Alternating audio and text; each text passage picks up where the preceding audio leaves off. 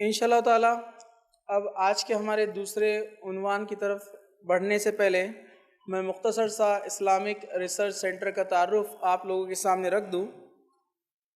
Islamic research centre اس کا قیام سن 2001 میں ہوا اور اس کے پریزیڈنٹ اور فاؤنڈر ہے جناب ایڈوکیٹ فیض سید صاحب۔ اسلامک ریسرچ سینٹر ایک نان پروفیٹیبل اور نان پولیٹیکل آرگنائزیشن ہے۔ اس کا مقصد ہے غیر مسلمانوں میں اور مسلمانوں میں اسلام کا صحیح تصور پیش کرنا۔ الحمدللہ پچھلے 15 سالوں سے اسلامک ریسرچ سینٹر دعوتی اور اصلاحی کاموں میں بڑھ چڑھ کر حصہ لیتے آ رہی ہے، اور الحمدللہ اللہ کے فضل و کرم سے اسلامک ریسرچ سینٹر کی جانب سے شہر میں اور اس کے اطراف میں بہت سارے درس و تدریس لیے جاتے ہیں۔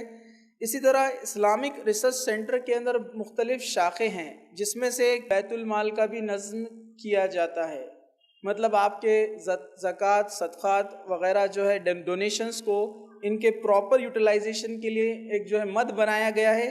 جو زکوٰۃ کے مد ہے اس میں آپ کے زکوٰۃ کی رقم کو لگایا جاتا ہے، اور جہاں پر جو ڈونیشنز جنرل ڈونیشن ہے آپ کے، وہ دعوت اور اصلاحی کاموں میں انہیں استعمال کیا جاتا ہے۔ اسی طرح اسلامک ریسرچ سینٹر کی جانب سے سال میں ایک بار ایک میجر دعویٰ پروگرام رکھا جاتا ہے غیر مسلموں میں دعوت کے لیے۔ اسی طرح سال میں ایک بار اسلامک ریسرچ سینٹر کی جانب سے دعویٰ ٹریننگ پروگرام مقرر کیا جاتا ہے، جس میں یہ ٹریننگ دی جاتی ہے کہ دعوت اور اصلاحی کام کو کیسے کیا جائے۔ اسی طرح اسلامک ریسرچ سینٹر کی جو ایک بڑی ایکٹیویٹی ہے جو آج ہم یہاں پر موجود ہے، وہ ہے رمضان کانفرنس۔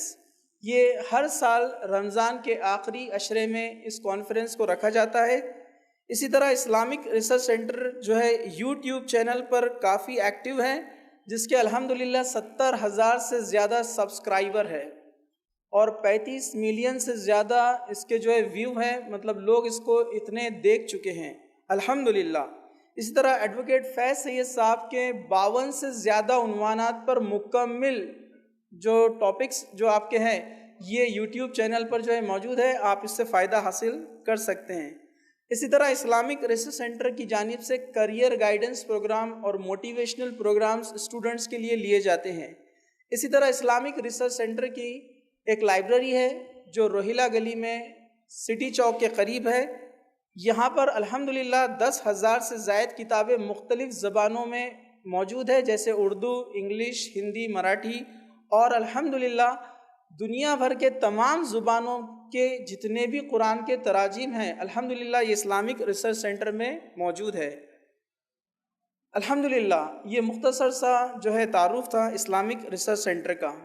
اب آج کا جو ہمارا دوسرا عنوان ہے وہ ہے فرشتوں کی دنیا، اور اس کے ہمارے مقرر ہیں ایڈوکیٹ فیض سید صاحب۔ میں مختصر سا آپ کا بھی تعارف رکھ دوں۔ الحمدللہ آپ تعارف کے محتاج نہیں ہیں، یہاں پر بیٹھے اکثر لوگ آپ سے آشنا ہیں، آپ کو جانتے ہیں، لیکن یہ ایک رسم ہے، ایک پروگرام کا ایک ڈیکورم ہے کہ مقرر کا تعارف آپ کے سامنے رکھا جائے۔ تو میں آپ کے بارے میں بتا دوں، ایڈوکیٹ فیض سید صاحب یہ اسلامک ریسرچ سینٹر کے پریزیڈنٹ ہیں۔ ماشاءاللہ آپ نے بیچلر ان کمپیوٹر سائنس اور اس کے بعد ماسٹر ان کمپیوٹر اپلیکیشن یہ کورسز مکمل کرنے کے بعد LLB بھی آپ نے مکمل کیا اسی شہر اورنگ آباد سے، اور الحمدللہ آپ نے اسلامک اور کمپیریٹیو ریلیجن جیسے عیسائیت اور دیگر مذاہب پر بہت سارے سرٹیفیکیشن کورسز بھی مکمل کیے۔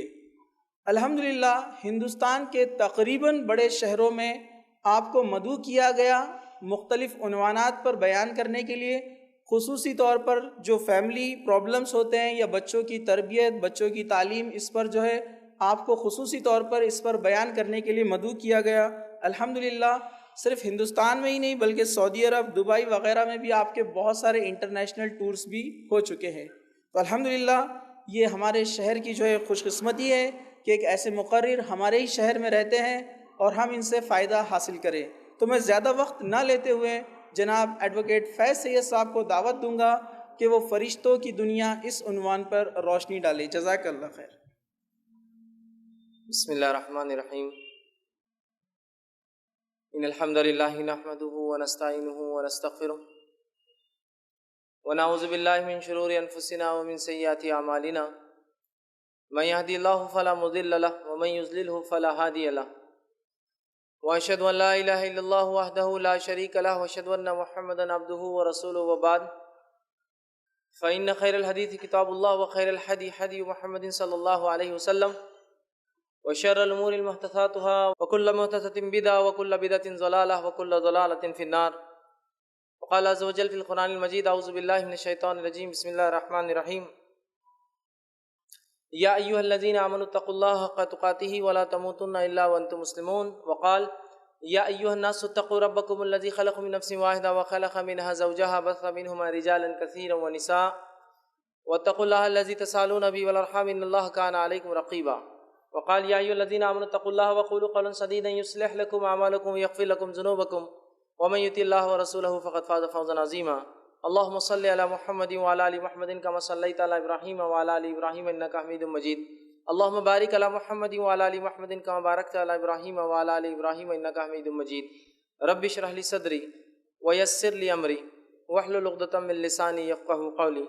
وقال عز وجل في القرآن المجيد أعوذ بالله من الشيطان الرجيم بسم الله الرحمن الرحيم آمن الرسول بما أنزل إليه من ربه والمؤمنون كل آمن بالله وملائكته وكتبه ورسله لا نفرق بين أحد من رسله. اما بعد، تمام تعریفیں اس اللہ عز و جل کے لیے لائق و زیبا ہے جو تمام جہانوں کا بنانے والا اور اسے پالنے والا ہے، اور درود السلام اس کے آخری نبی محمد صلی اللہ علیہ وسلم پر. الحمدللہ ہم تمام یہاں اس رمضان کانفرنس کے یا 10 روزہ اسلامی کانفرنس کے دوسرے دن کے دوسرے نشست میں سیکنڈ سیشن میں جمع ہوئے، اور جیسا کہ آپ تمام کے سامنے اعلان کیا گیا تھا کہ انشاءاللہ عزیز آج کچھ باتیں میں آپ تمام کے سامنے جو ہے فرشتوں کی دنیا، عالم الملائکۃ الابرار، فرشتوں کی جو دنیا ہے یا فرشتوں کا کیا معاملہ ہے اس کے تعلق سے کچھ باتیں رکھنے کی جو ہے کوشش کروں گا.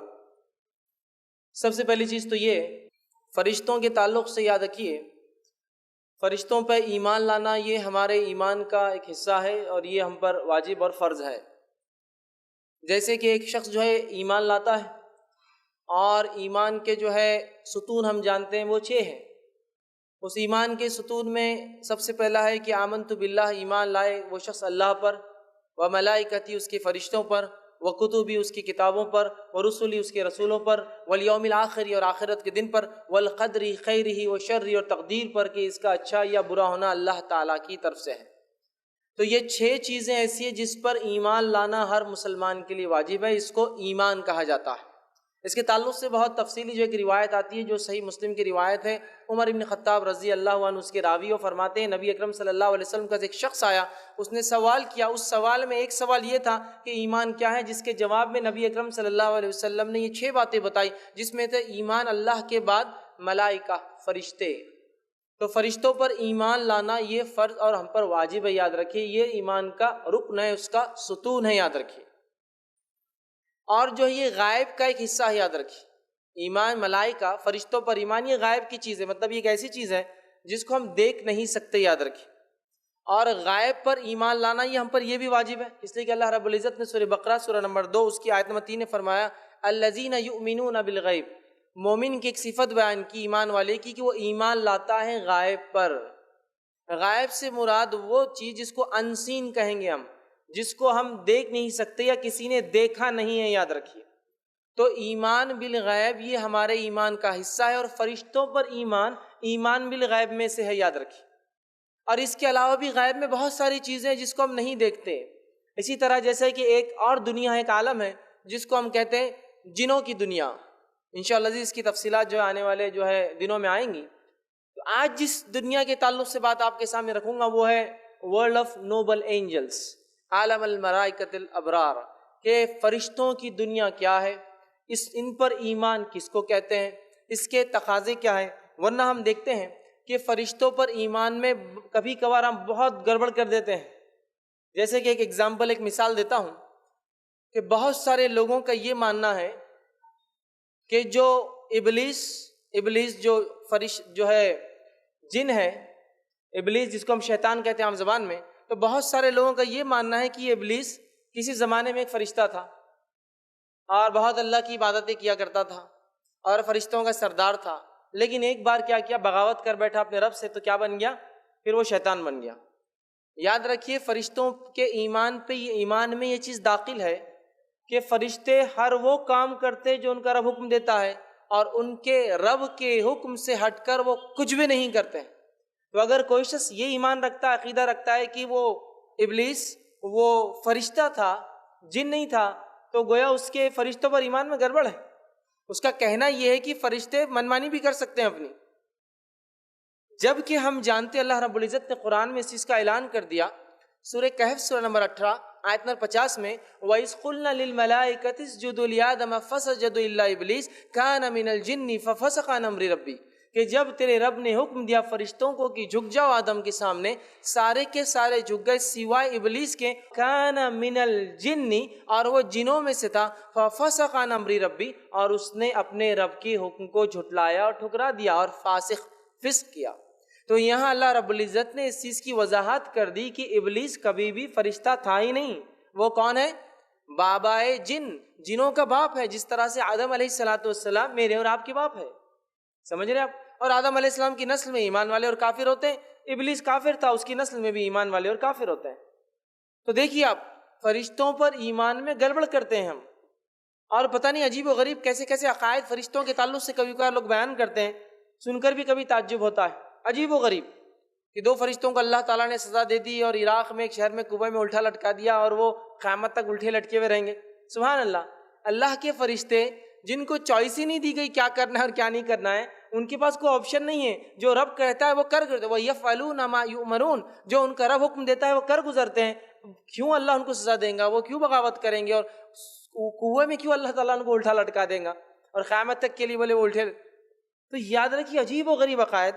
اور یہ جو فرشتوں کی دنیا ہے اور فرشتوں کا جو انسان سے تعلق ہے، یہ بہت گہرا تعلق ہے۔ ان کا اور ہمارا رشتہ پیدائش سے شروع ہو جاتا ہے۔ جب انسان، اللہ کے رسول فرماتے 40 دن کا ہوتا ہے ماں کے پیٹ میں، تو فرشتہ کہتا ہے اے رب کیا لکھوں؟ تو گویا ہمارا تعلق ان سے بڑا گہرا ہے، ماں کے پیٹ سے ہمارا ان سے تعلق ہے، ہماری پیدائش میں وہ آتے ہیں، وہاں لکھتے ہیں، پیدا ہونے کے بعد ہمارے ساتھ زندگی بھر گزارتے ہیں، اعمال لکھتے ہیں، اس کے بعد جو ہے زندگی میں حفاظت کے لیے ہوتے ہیں، اسی طرح جو ہے موت کے وقت روح نکالنے آتے ہیں، اور جو ہے قبر سے روز قیامت ہم کو اٹھائیں گے، کافروں کو پکڑ کے دھکے دے کے لے جائیں گے، مومنوں کا اکرام کریں گے۔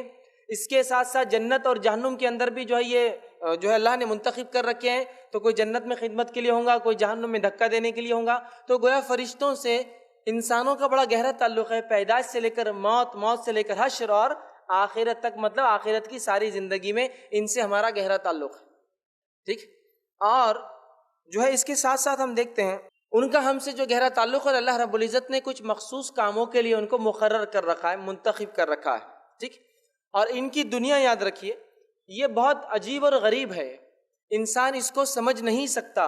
اگر اللہ کی کتاب اور اس کے رسول صلی اللہ علیہ وسلم ہمیں نہ بتاتے تو یہ فرشتوں کی دنیا میرے اور آپ کے لیے سمجھنا ناممکن ہے۔ یاد رکھیں، اس لیے کہ اس کا تعلق غائب سے ہے، انسین ورلڈ سے ہے، ایک ایسی دنیا سے جس کو ہم دیکھ نہیں سکتے۔ تو اللہ کی کتاب اور اگر اس کے نبی صلی اللہ علیہ وسلم اگر ہمیں نہ بتاتے تو ان کی دنیا جاننا یا ان کے بارے میں کچھ بھی جاننا ہمارے لیے ممکن نہیں تھا۔ یاد رکھیے فرشتوں کی دنیا ایک پاکیزہ دنیا ہے، یاد رکھیے ایک پاکیزہ دنیا، اس لیے کہ اللہ کی حمد و ثنا کرتے ہیں، بڑائی بیان کرتے ہیں، اور اللہ کے گھر کا جو آسمانوں میں ہے بیت المعمور اس کا طواف کرتے ہیں، سجدہ تو سجدے میں ہے، رکوع تو کوئی رکوع میں ہے۔ کسی کو سور پھونکنے کا حکم دے دیا گیا تو بس وہ کھڑا ہے کہ کب اجازت ملے تو میں پھونک دوں، تو جس دن سے بنا ہے اس دن سے لے کر سور پھونکنے تک ویسے ہی کھڑا رہیں گا وہ۔ تو گویا کچھ مخصوص کاموں کے لیے انہیں اپوائنٹ کر دیا گیا ہے اور وہ اس کے لیے متعین ہے، اور ایک جس کو کہیں گے ایک ان کی جو دنیا ہے ایک بہت ہی پاکیزہ نوبل ورلڈ ہے۔ یاد رکھیے ایک بڑی پاکیزہ دنیا ہے۔ اسی طرح جو ہے فرشتوں کو عربی میں جو ہے یا فرشتے کو عربی میں ملک کہتے ہیں، ویسے فرشتہ لفظ جو ہے فارسی سے آتا ہے، اس کو کہتے ہیں ملک، اور ملائکہ یہ اس کی جمع ہے فرشتوں کو جس کو ہم کہتے ہیں، ٹھیک ہے۔ تو ملک یہ لفظ ہے، اور علماء لکھتے ہیں کہ ملک جو لفظ ہے وہ علقہ سے آتا ہے جس کا معنی ہے پیغام پہنچانا۔ چونکہ یہ اللہ کا پیغام انسانوں تک لا کے مطلب انبیاء تک پہنچاتے ہیں، جو ہم تک پھر پہنچاتے ہیں انبیاء، اس لیے ان کو ملک کہا جاتا ہے، پیغام پہنچانے والا۔ یا کچھ لوگوں نے کہا یہ مالک سے بھی لفظ آتا ہے، اس لیے کہ اللہ نے فرشتوں کو کچھ مخصوص کام دے رکھے جس کے وہ ذمہ دار ہے، اس سے بھی بہر مالک سے ملک، بہرحال لیکن زیادہ بہتر جو ہے وہ یہ علماء کہتے ہیں کہ پیغام پہنچانے کی وجہ سے ان کو اعلیٰ کہا سے ملک کہا جاتا ہے، اور ملائکہ اس کی جمع ہے، یاد رکھیے، ٹھیک ہے، اس لیے کہ اللہ کا پیغام بندوں کو پہنچاتے ہیں۔ ان پر لانا ہم پر، ایمان لانا ہم پر فرض ہے۔ میں نے خطبے میں آپ کے سامنے ایک آیت تلاوت کی، سورہ بقرہ کی آیت 285 تھی، جس میں اللہ رب العزت نے فرمایا آمن الرسول بما انزل الیہ من ربی والمؤمنون، ایمان لائے، آمن الرسول ایمان لایا رسول اس چیز پر، اور ایمان لائے ایمان والے، مطلب جو لوگ اس کے اوپر ایمان لائے نبی پر، کن کن چیزوں پر ایمان لائے؟ کل آمن باللہ، سب کے سب ایمان لائے اللہ پر، وہ ملائکتی اس کے فرشتوں پر، وہ کتبی اس کی کتابوں پر، وہ رسولی اس کے رسولوں پر، والیوم الاخر، مطلب وہاں آمن رسول بما انزل الیہ من ربی والمؤمن کل آمن باللہ وملائکتی وکتبی ورسولی لا نفرق بین احد من رسولی۔ تو یہاں 4 چیزوں کا تذکرہ ہے، جس میں دوسرے نمبر پہ کیا بیان کیا گیا کہ ایمان لایا رسول، اور ایمان لائے ایمان والے کن چیزوں پر؟ اللہ پر اور فرشتوں پر۔ اسی لیے میں نے کہا فرشتوں پر ایمان لانا فرض ہے، اور یہ ایمان کے ستونوں میں سے، ایمان کے فاؤنڈیشنز میں سے ایک چیز ہے، یاد رکھیے، اور ہمیں فرشتوں پر ویسا ہی ایمان لانا ہے جیسا کہ ہمیں جو ہے حکم دیا گیا ہے، یاد رکھیے۔ اب فرشتوں پر ایمان کیسا ہونا چاہیے، اس کے تعلق سے میں چند باتیں آپ کے سامنے رکھتا ہوں، جو کہ امام بیہقی نے شعبۃ الایمان میں یہ چیز لکھی ہے کہ فرشتوں پر ایمان کیسا ہونا چاہیے، پھر ان کی دنیا کی طرف بھی بڑھیں گے ہم، چونکہ پہلی چیز تو ہے ان پر ایمان لانا، ایمان لانے کے بعد پھر بہت ساری چیزیں جو بتائی گئی وہ بھی ہے۔ تو ایمان لانے کے تعلق سے لکھتے اور بیان کرتے، پہلی چیز ایمان لانے میں جو داخل ہے وہ یہ ہے، ایمان کی فرشتے ہیں ان کے وجود کا اقرار کرنا۔ فرشتوں پر ایمان لانے کا پہلا حصہ کیا ہے کہ ایمان لانا ان کے وجود پر، کی فرشتے ہیں، اللہ کی ایک مخلوق ہے، یہ فرشتے ہیں اور یہ بھی اللہ کے بندے ہیں۔ آگے وہ لکھتے ہیں ان میں سے ہر ایک کو ان کے حقیقی مقام دے، ان میں سے فرشتوں میں سے ہر ایک کو وہ کہتے ہیں ان کا حقیقی مقام دے۔ ایسا نہ ہو کہ آپ کسی کو زیادہ کر دیں کسی کو کم کر دیں، حالانکہ اللہ رب العزت نے کسی اور کو زیادہ اور کسی اور کو کم بتایا، تو ہر کسی کو ان میں سے اپنا اپنا مقام دے حقیقی۔ ایمان کی وہ اللہ کے بندے ہیں، ایمان لائے ایک شخص کی فرشتے اللہ کے بندے ہیں، جیسے جن اور انس ہے، مطلب اللہ نے جنوں کو پیدا کیا، انسانوں کو، فرشتوں کو پیدا کیا، اسی طرح وہ اللہ کے بندے ہیں۔ انہیں اللہ حکم دیتا ہے، اللہ انہیں حکم دیتا ہے، آرڈر دیتا ہے، اور ان کا حساب بھی لیتا ہے، لیکن وہ حساب اس اعتبار سے نہیں جیسا کہ ہمارا ہوگا گناہ اور نیکی کے اعتبار سے، ان کا حساب لیتا ہے، مطلب ان سے سوال بھی کرتا ہے کہ کیا ہوا میرے بندوں نے کیا کیا، حالانکہ اللہ کو معلوم ہوتا ہے پھر بھی پوچھتا ہے۔ تو وہ جو ہے اللہ کا حکم بجا لاتے ہیں، اللہ ان کا حساب بھی لیتا ہے۔ وہ کچھ بھی نہیں کر سکتے خود سے سوائے جس کا اللہ انہیں حکم دے، فرشتے خود سے کچھ بھی نہیں کر سکتے سوائے اس کے جو ان کا رب انہیں حکم دیتا ہے۔ پھر آگے لکھتے ہیں اور کہتے ہیں اللہ نے انہیں صلاحیت دی ہے، اور وہ کہتے ہیں انہیں موت بھی آ سکتی ہے، لیکن انسانوں کے مقابلے میں یہ بہت لمبی زندگی گزارتے ہیں، اور ہم جانتے ہیں قیامت کا جب پہلا سور پھونکا جائے گا تو تمام چیزیں ہلاک ہو جائیں گی، اس میں فرشتے بھی داخل ہیں، تو ان کو موت بھی آتی ہے لیکن کافی لمبی زندگیاں جیتے جنہوں نے انسانوں کے مقابلے میں۔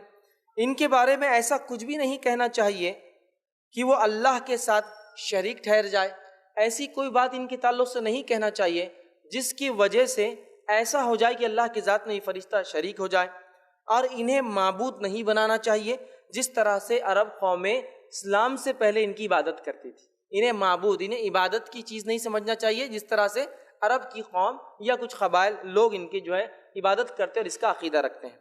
تیسری چیز پھر آگے لکھتے ہیں اور فرماتے ہیں اس بات کا ماننا کہ ان میں سے کچھ پیغمبر، یعنی وہ ہے جو اللہ کا پیغام انبیاؤں تک پہنچاتے ہیں، ان میں سے کچھ رسول ہیں، پیغمبر ہیں یعنی اللہ کا پیغام پہنچاتے ہیں، جس کو اللہ چاہتا ہے انسانوں میں سے اس کے پاس وہ لا کر پہنچاتے ہیں۔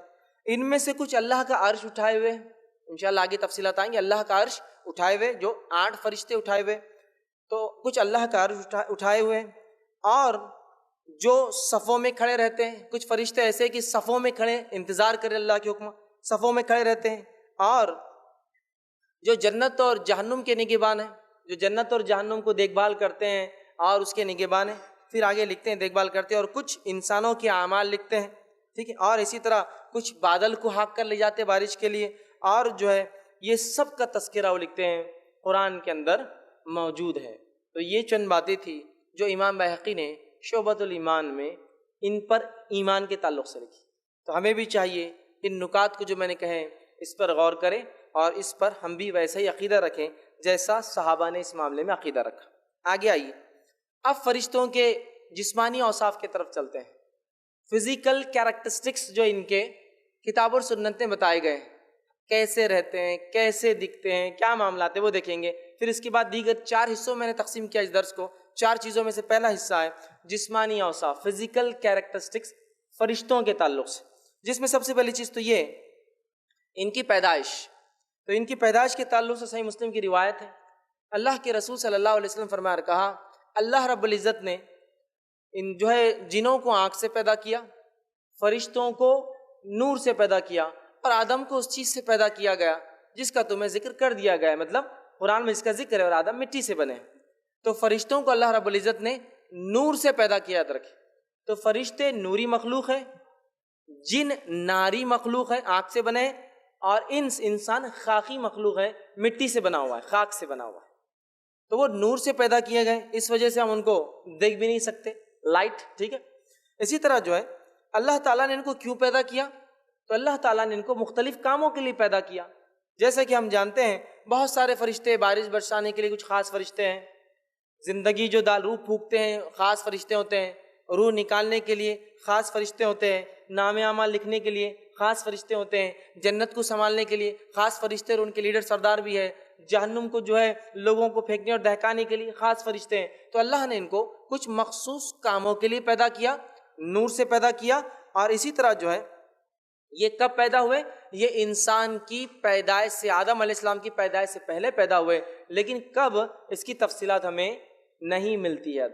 لیکن اتنی بات تو طے ہے کہ آدم علیہ السلام کی پیدائش سے پہلے یہ پیدا ہو گئے تھے۔ اس کی دلیل یہ ہے کہ سورہ بقرہ سورہ نمبر 2 آیت نمبر 30 میں اللہ نے فرمایا کہا، وَإِذْ قَالَ رَبُّكَ لِلْمَلَائِكَةِ إِنِّي جَاعِلٌ فِي الْأَرْضِ خَلِيفَةً، اور اللہ رب فرماتا، اور تیرے رب نے فرشتوں سے کہا کہ میں زمین پر ایک خلیفہ بنانے والا، ایسے لوگ، ایسی نسل جو ایک کے بعد ایک آتی جائیں گی۔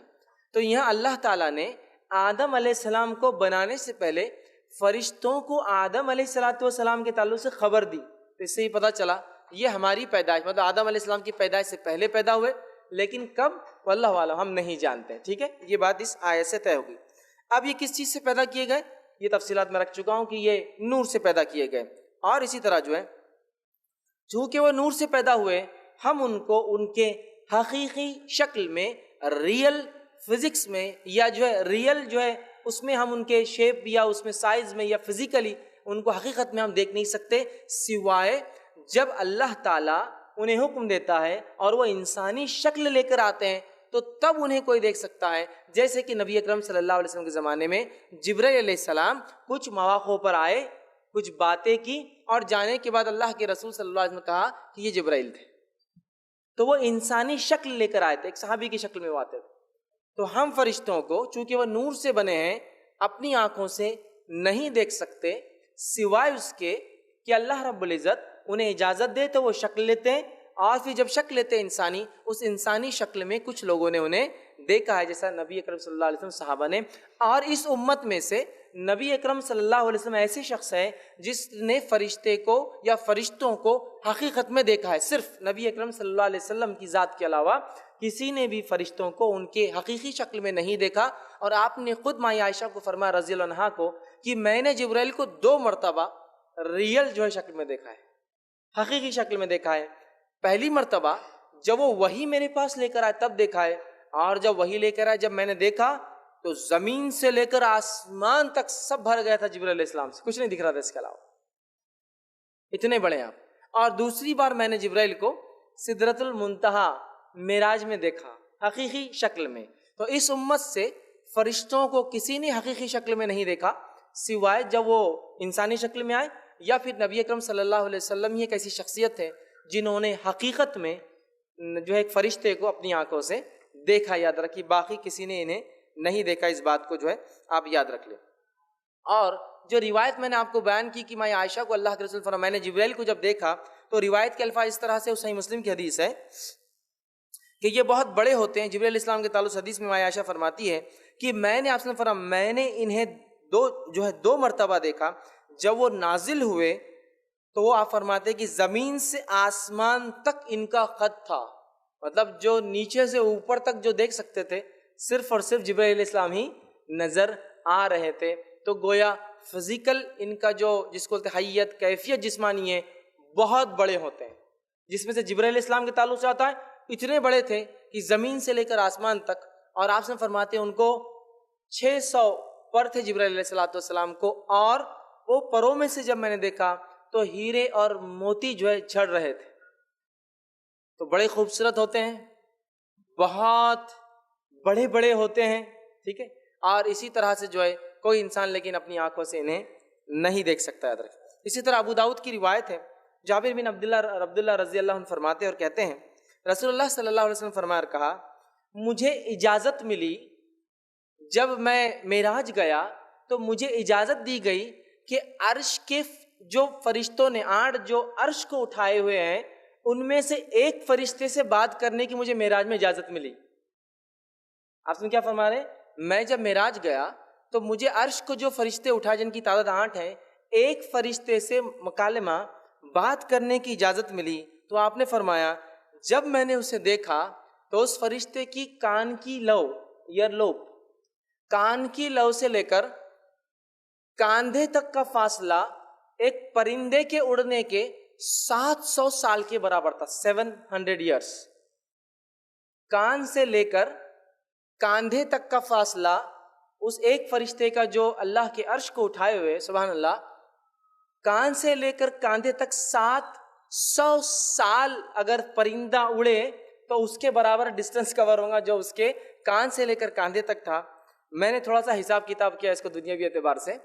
دنیا کے اندر جو پرندہ ہے، ایک چیل ہوتی ہے جس کو فیلکن پیریگرین کہا جاتا ہے، ایک چیل ہے جو دنیا کی سب سے تیز رفتار چڑیا ہے. 320 کلومیٹر پر آور کی اسپیڈ سے جو ہے اڑتی ہے. 320 کلومیٹر جو ایک گھنٹے میں سفر کر لیتی ہو، اور اگر ڈائیو مارے تو 500 زیادہ کلومیٹر کی رفتار سے نیچے آتی ہے. لیکن جب اڑتی ہے تو 320 کلومیٹر ایک گھنٹے میں سفر کرتی ہے. تو میں نے سوچا چلو اس پرندے کی رفتار سے تھوڑا سا حساب کرتے ہیں.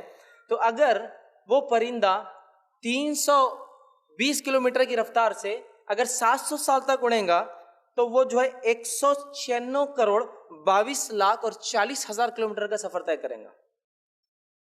مطلب 1.96 بلین کلومیٹر سے ایک رف حساب کریں تو 196 کروڑ 22 لاکھ 40 ہزار کلومیٹر کا سفر ہوگا. پھر اگر یہ تو کاندھے ایک ہوا، پھر میں نے دوسرا حساب لگایا، یہ بھی تو اتنا ہی ہوگا کاندھا جیسا انسان کا ہوتا ہے عام طور سے، اور یہ کاندھے سے بیچ میں جو حصہ ہوتا ہے وہ بھی اتنا ہی ہوتا ہے، برابر ہوتے ہیں یہ اور سر کا حصہ. تو اگر تینوں کو ملا لیا جائے تو ملٹیپلائی بائی 3 کر دیا جائے تو ہوتا ہے 588 کروڑ 66 لاکھ 20 ہزار کلومیٹر. صرف فاصلہ ہے 2 کاندھے کا. شولڈرز ہیلتھ کلب بہت سے لوگ جاتے ہیں اور ہم سب جانتے ہیں شولڈرز کے مقابلے میں جسم 6 گنا اور بڑا ہوتا ہے، 6 ٹائمز اور ملٹیپلائی ہو جاتا ہے. مطلب جتنا ایک انسان کا شولڈر ہوتا ہے اس کے مقابلے اس کا جسم 6 گنا اور بڑھ جاتا ہے. مطلب ہائٹ زیادہ ہوتی ہے وڈتھ کے مقابلے میں. تو صرف ایک فرشتہ جو عرش کو اٹھایا ہوا ہے، اگر 320 والا حساب اگر درست ہے تو وہ جو ہے 588 کروڑ صرف کلومیٹر کا اس کا صرف کاندھا ہے، جس جو اس کا کتنے بڑے، سبحان اللہ. اور اگر دنیا سے سورج کا اگر موازنہ کیا جائے تو 150 کلومیٹر ہے، صرف 150 کروڑ کلومیٹر، معاف کرنا، سورج یہ اس سے بھی زیادہ ہے اتنا ڈسٹنس. اور دنیا کی سب سے اونچی عمارت 800 میٹر کی ہے، صرف 800 میٹر، 1 کلومیٹر کی بھی نہیں ہے وہ. برج خلیفہ دبئی میں 800 میٹر، ٹھیک ہے. اب اندازہ لگے 800 میٹر کیا ہوتا ہے. یہاں سے سورج کا فاصلہ 150 جو ہے کروڑ کلومیٹر کیا ہوتا ہے، اور صرف ایک کاندھا جو ہے 588 کروڑ جو ہے کلومیٹر صرف چوڑا ہے، اور وہ ایک فرشتے کا صرف کاندھے کا ہی سائز ہے.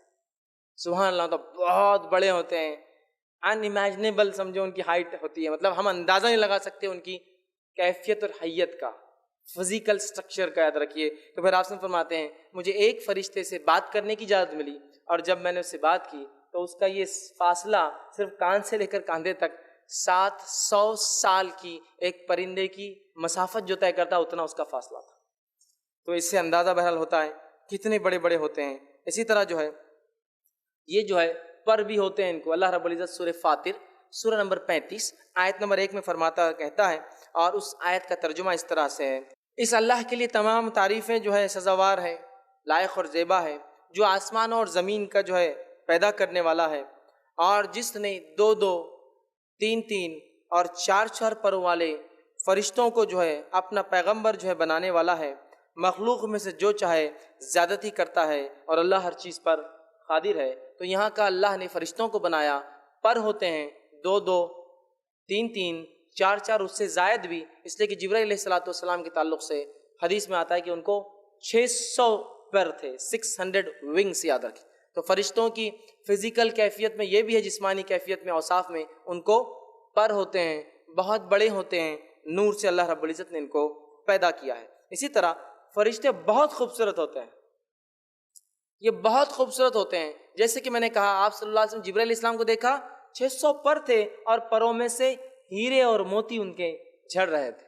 یہ بہت خوبصورت ہوتے ہیں۔ اس کی دلیل یہ بھی ہے کہ یوسف علیہ السلام کا واقعہ یاد کیجئے، جب اس عزیز مصر کی بیوی پر لوگوں نے کہا کہ کیسی عورت ہے، اپنے غلام پہ بری نظر ڈالی، تو اس نے یوسف علیہ السلام کو بلایا، ساری دوسری عورتوں کو بٹھا دیا ہاتھ میں چھری دے کر، اور یوسف علیہ السلام سے کہا یوسف گزر جاؤ۔ یوسف علیہ السلام جب گزرے تو ان عورتوں نے جو سبزیاں کاٹ رہی تھی کیا کہا، اللہ نے اس بات کو قرآن میں دہرایا، اور اللہ فرماتا ہے وَقُلْنَا حَاشَا لِلَّهِ مَا هَذَا بَشَرًا إِنْ هَذَا إِلَّا مَلَكٌ کریم۔ تو اللہ رب العزت فرماتا ہے ان عورتوں نے جب یوسف علیہ السلام کو دیکھا تو کہا کہ یہ تو کوئی انسان نہیں ہو سکتے، یہ تو جو ہے کوئی بزرگوار فرشتہ ہے۔ تو اس قول سے پتہ چلتا ہے کہ فرشتے خوبصورت ہوتے ہیں، اسی لیے جب یوسف علیہ السلام کو ان عورتوں نے دیکھا تو کہا یہ تو کوئی فرشتہ ہے، بزرگوار فرشتہ۔ تو اس سے پتہ چلا وہ بہت خوبصورت ہوتے ہیں، یاد رکھیے۔ اسی طرح جو ہے یہ کھاتے اور پیتے نہیں ہیں، جس کے تعلق سے اگر واقعہ پڑھنا ہے تو جو ابراہیم علیہ السلام کے پاس فرشتے آئے تھے، ان کو خوشخبری دینے اسحاق علیہ السلام کی، اور یہ بتانے کہ قوم لوط کے ساتھ کیا ہونے والا ہے، ان فرشتوں کا واقعہ سورہ زاریات سورہ نمبر 51 آیت نمبر 24 سے لے کر 28 میں اللہ نے بیان کیا، جس میں جب ابراہیم علیہ السلام نے ان کو ایک بچڑا پیش کیا ذبح کر کے، تو انہوں نے اس سے انکار کر دیا کھانے سے۔ تو اس سے پتہ چلا فرشتے کھاتے اور پیتے نہیں ہیں۔ اسی طرح وہ مذکر اور مؤنث نہیں کہلائے جا سکتے، ان کا جینڈر ہم نہیں کہہ سکتے کہ وہ میل ہے یا فیمیل ہے، چونکہ وہ ایک ایسی دنیا میں ہے جن کے تعلق سے ہم نہیں جانتے۔ ہاں، ہماری دنیا میں تو میل فیمیل جیسی چیزیں ہوتی ہیں، مذکر مؤنث جینڈرز ہوتے ہیں، لیکن ان کے تعلق سے کسی جینڈر کا ہم تصور نہیں کر سکتے، اس لیے کہ کتاب و سنت میں ان کی کوئی جینڈر کی تفصیلات نہیں دی ہے۔ اسی طرح جو ہے اللہ کے دیے گئے کام اور عبادت کرتے ہوئے کبھی تھکتے نہیں، کبھی اللہ نے جو کام دیا، جو عبادت دی، اس کام کرنے سے کبھی تھکتے نہیں ہیں، جس کا تذکرہ اللہ نے سورہ انبیاء سورہ نمبر 21 آیت نمبر 20 میں فرما رکھا، یسبحون اللیل والنہار لا یفترون، کہ وہ صبح اور شام اللہ کی تسبیح بیان کرتے ہیں اور سستی نہیں کرتے۔ تو گویا اللہ نے اگر کسی کو تسبیح دی تو وہ صبح اور شام تسبیح کرتے ہیں، اور کبھی تسبیح کرنے میں نہ سستی کرتے ہیں اور نہ ہی تسبیح کرنے سے وہ کبھی تھکتے ہیں، یاد رکھیے۔ اسی طرح جو ہے اسرافیل علیہ السلام کے تعلق سے جو آتا ہے، جو کہ ایک فرشتے ہیں، حدیث میں آتا ہے اللہ کے رسول صلی اللہ علیہ وسلم فرماتے ہیں کہ اسرافیل علیہ السلام کو جب اللہ نے بنایا اور بنا کے ایک کام دے دیا کہ سور پھونکنا ہے، تو آپ وسلم فرماتے ہیں ان کا منہ سور کے قریب ہے۔ سور کو ایک بجنے والی چیز ہے جو سینگ کی طرح ہوتی، پیچھے چھوٹی آگے بڑی، اور جو ہے وہ منہ نزدیک ہے، اور نظر اللہ رب العزت کے عرش کی طرف ہے کہ کب اللہ حکم دے دے اور مجھے پھونک مارنا پڑے، اور جب سے پیدا کیے گئے تب سے کھڑے ہیں، مطلب جب سے دنیا بنی تب سے کھڑے لے کر قیامت تک کھڑے رہیں گے، اور ایک بار بھی پلک نہیں ماریں گے، چونکہ ہو سکتا ہے رب کا حکم آ جائے۔ کیسے کام کرتے اللہ کا کہ جب سے بنے کھڑے ہیں، سور کے قریب منہ ہیں، اور جب سے بنے ہیں تو قیامت تک اللہ کے عرش کی طرف ٹیڑھی منڈی کر کے دیکھ رہے ہیں، اور پلک بھی نہیں مارتے ایک بار بھی۔ سبحان اللہ۔ تو اللہ نے جو کام دیا، نہ کرتے ہوئے تھکتے ہیں، نہ کسی قسم کی نافرمانی کرتے ہیں، سجدوں میں ہیں تو سجدے میں ہیں، تسبیحات بیان کرو تسبیحات بیان کر رہے ہیں۔ اسی طرح جس کو جو کام دیا گیا ہے وہ اپنا اپوائنٹڈ کام کرتے ہیں۔ اب ان کی رہنے کی جگہ کہاں ہے؟ تو فرشتے آسمانوں میں رہتے، یاد رکھیں، اس لیے کہ جب بھی فرشتوں کا تذکرہ آتا ہے، اترنے کے لفظ قرآن میں آتے ہیں، فرشتہ اترا مطلب اوپر تھا، کبھی اوپر تھا مطلب آسمان میں۔ تو فرشتے آسمانوں میں رہتے ہیں۔ ان کی تعداد کتنی ہے ہم نہیں جانتے۔ صحیح بخاری کی روایت کے مطابق رسول اللہ صلی اللہ علیہ وسلم فرماتے ہیں آسمان میں ایک بیت المعمور جیسا ہمارا کعبہ ہے دنیا میں، ویسے ہی 7ویں آسمان پر بیت المعمور نامی ایک گھر اللہ کا، فرشتے اس کا طواف کرتے ہیں اور طواف کرنے کے بعد چلے جاتے ہیں۔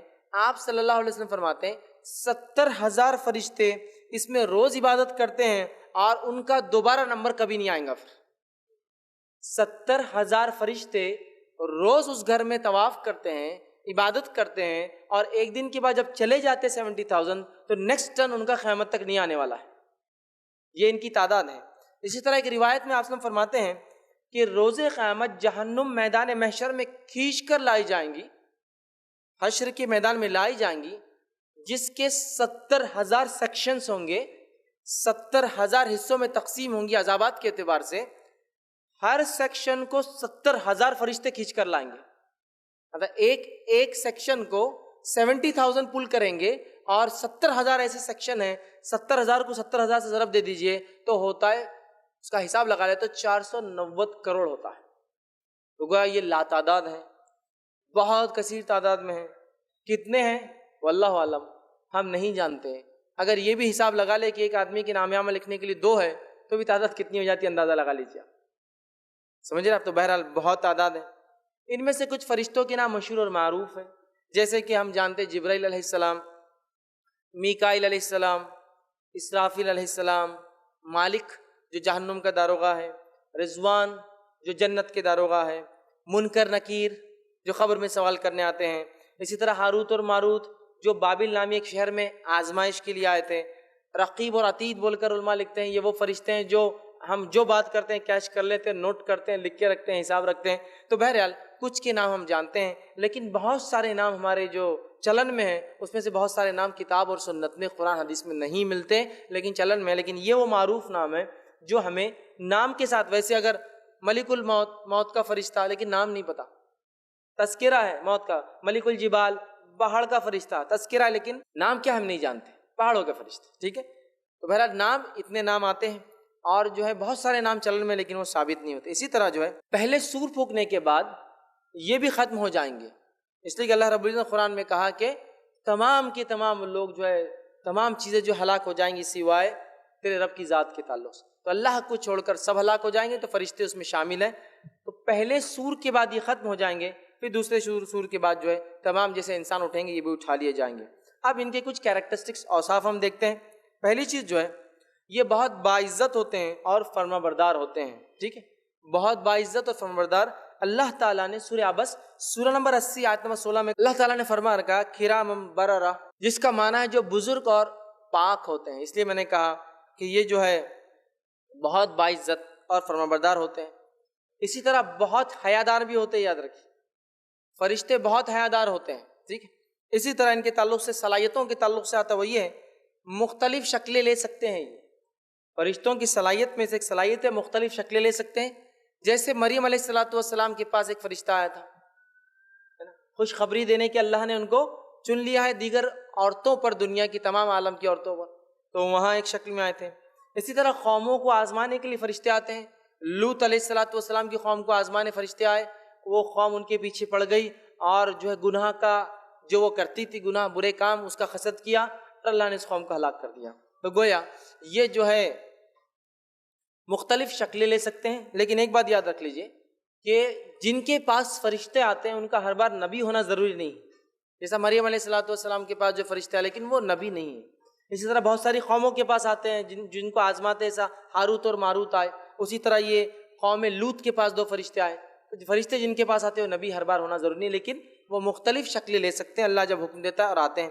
اسی طرح ان کے علم کے تعلق سے اللہ تعالیٰ نے جو انہیں علم دیا ہے اس چیز کا انہیں علم ہوتا ہے۔ اللہ تعالیٰ نے جن چیزوں کا انہیں علم دیا ہے ان چیزوں کا انہیں علم ہوتا ہے۔ اسی طرح باادب اور باقاعدہ ہوتے ہیں، جس کو ہم کہیں گے جو ہے well discipline and well organised, بہت باادب باقاعدہ ہوتے ہیں۔ نبی اکرم صلی اللہ علیہ وسلم نے ایک حدیث میں بیان کر فرمایا، کاش کہ تم اپنی نماز کی صفیں ویسی بناتے جیسے فرشتے نماز کی صفیں بناتے ہیں، کہ جب کھڑے ہوتے ہیں تو اتنے مل کر کھڑے ہوتے ہیں کہ بیچ میں جگہ باقی نہیں رہتی۔ تو یہ حدیث ہمیں یہ بتا رہی ہے کہ با نظم فرشتے بہت ویل ڈسپلین ویل آرڈرڈ میں ہوتے ہیں، اس لیے کہ جب صف بناتے ہیں تو ایسی صف بناتے ہیں کہ بالکل ایک کے بازو ایک، اور صف میں گیپ نہیں ہوتا۔ لیکن اس حدیث سے ایک بات اور پتہ چلتی ہے، اور آپ سے حدیث سے فرماتا کاش تم اپنی صفوں کو ویسا بناتے جیسا فرشتے آسمان میں اپنی صفیں بناتے ہیں، کہ جب ایک سے دوسرا کھڑا ہوتا ہے تو بیچ میں جگہ نہیں ہوتی۔ تو گویا ہمیں بھی بتایا جا رہا ہے کہ نماز کی حد تک ویل ڈسپلین ویل آرڈرڈ کھڑے ہونا چاہیے، اور نماز کی صفیں ایسی بنانی چاہیے جیسے فرشتے بناتے ہیں، ایک آدمی دوسرے سے پورا لگا ہوا ہو۔ صحیح بخاری کی روایت کے مطابق نبی اکرم صلی اللہ علیہ وسلم بیان کیا فرمایا، اور انس بن مالک فرماتے ہیں نبی اکرم صلی اللہ علیہ وسلم ہمیں ایسی صفوں کا حکم دیتے کہ کاندھے سے کاندھا اور قدم سے قدم لگ جاتا۔ اب ہمارے پاس عجیب معاملہ ہے، کاندھے سے کاندھا اور قدم سے قدم تو دور، ہر آدمی دوسرے سے 2-2 3-3 4-4 5-5 6-6 اور ایک باللہ کی دوری پہ کھڑا ہوا ہے، سب کی اپنی اپنی صفیں چلتی ہیں، سب کا اپنا اپنا انڈیویجول معاملہ چل رہا ہے نماز کے اندر، جبکہ صفیں کیسی ہونے چاہیے، بازو بازو انسان لگ کر کھڑا ہو، اور اس میں کسی کا اختلاف بھی نہیں ہے، ایسے کوئی اختلافی معاملہ بھی نہیں ہے، بہرحال سمجھنے کی ضرورت ہے، ٹھیک ہے۔ تو با نظم ہوتے ہیں، بہت ویل ڈسپلین ویل آرڈرڈ ہوتے ہیں، ٹھیک ہے۔ اسی طرح جو ہے اللہ رب العزت نے ان کی یہ تعریف بھی جو قرآن کے اندر کی اور فرمایا اور کہا سورہ نمبر 90 آیت نمبر 22 میں وَجَاءَ رَبُّكَ الْمَلَكُ صَفًّا صَفًّا، اور جو اللہ فرماتا ہے اور تیرے رب آئے گا تو فرشتے صفیں باندھے ہوئے کھڑے ہوں گے، تو پہلے ویل ڈسپلین ویل آرڈر ہوتے ہیں۔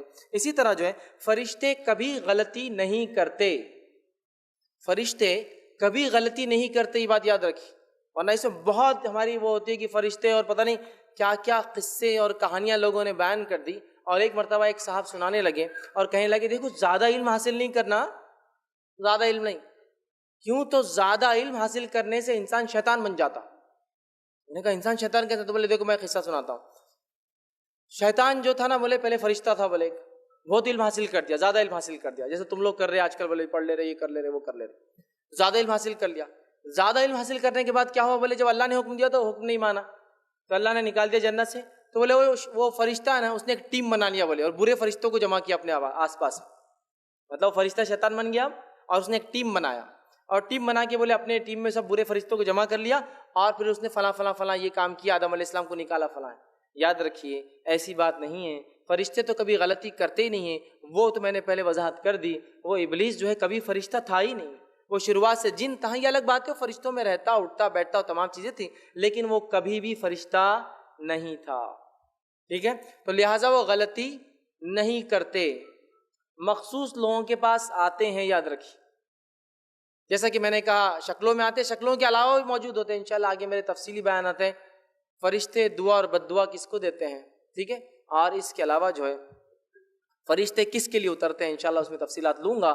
تو انسانوں میں آتے اور جاتے بھی، یاد رکھیے، ٹھیک ہے، انسانوں میں آتے اور جاتے ہیں، غلطی کبھی نہیں کرتے، یہ بات یاد رکھ لی، اس لیے کہ اللہ نے سورہ جو ہے تحریم سورہ نمبر 66 آیت میں 6 میں فرما کہا وَيَفْعَلُونَ مَا يُؤْمَرُونَ، وہ وہی کام کرتے ہیں جو ان کا رب انہیں حکم دیتا ہے، یاد رکھیے۔ تو فرشتے غلطی نہیں کرتے کبھی، اللہ کی عبادت کرتے ہیں، جس کے تعلق سے جو قرآن حدیث میں باتیں آتی، تسبیح بیان کرتے ہیں، اللہ کی حمد ثنا بڑائی تسبیحات بیان کرتے ہیں، صفوں میں کھڑے ہو کر عبادت کرتے ہیں، جیسے صحیح مسلم کی روایت میں آتا، تسبیح بیان کرتے ہیں، صفوں میں کھڑے کی عبادت کرتے ہیں، بیت المعمور کا حج کرتے ہیں، طواف کرتے ہیں، آسمانوں میں جو ایک گھر ہے اس کا طواف اور حج کرتے ہیں، اللہ سے خوف کھاتے ہیں، بہت ڈرتے ہیں فرشتے، یاد رکھیں۔ اور اللہ رب العزت نے اس صفت کو فرشتوں کی وہ اللہ کا تقوی ڈرتے ہیں، سورہ انبیاء سورہ نمبر 21 آیت میں 28 سے فرمایا کہا وَهُم مِّن خَشْيَتِهِ مُشْفِقُونَ، اور وہ خود جو ہے ہیبت الہی سے جو ہے پریشان ہوں گے روز قیامت، فرشتے بھی ہیبت الہی سے پریشان ہوں گے، تو وہ اللہ سے ڈرتے ہیں،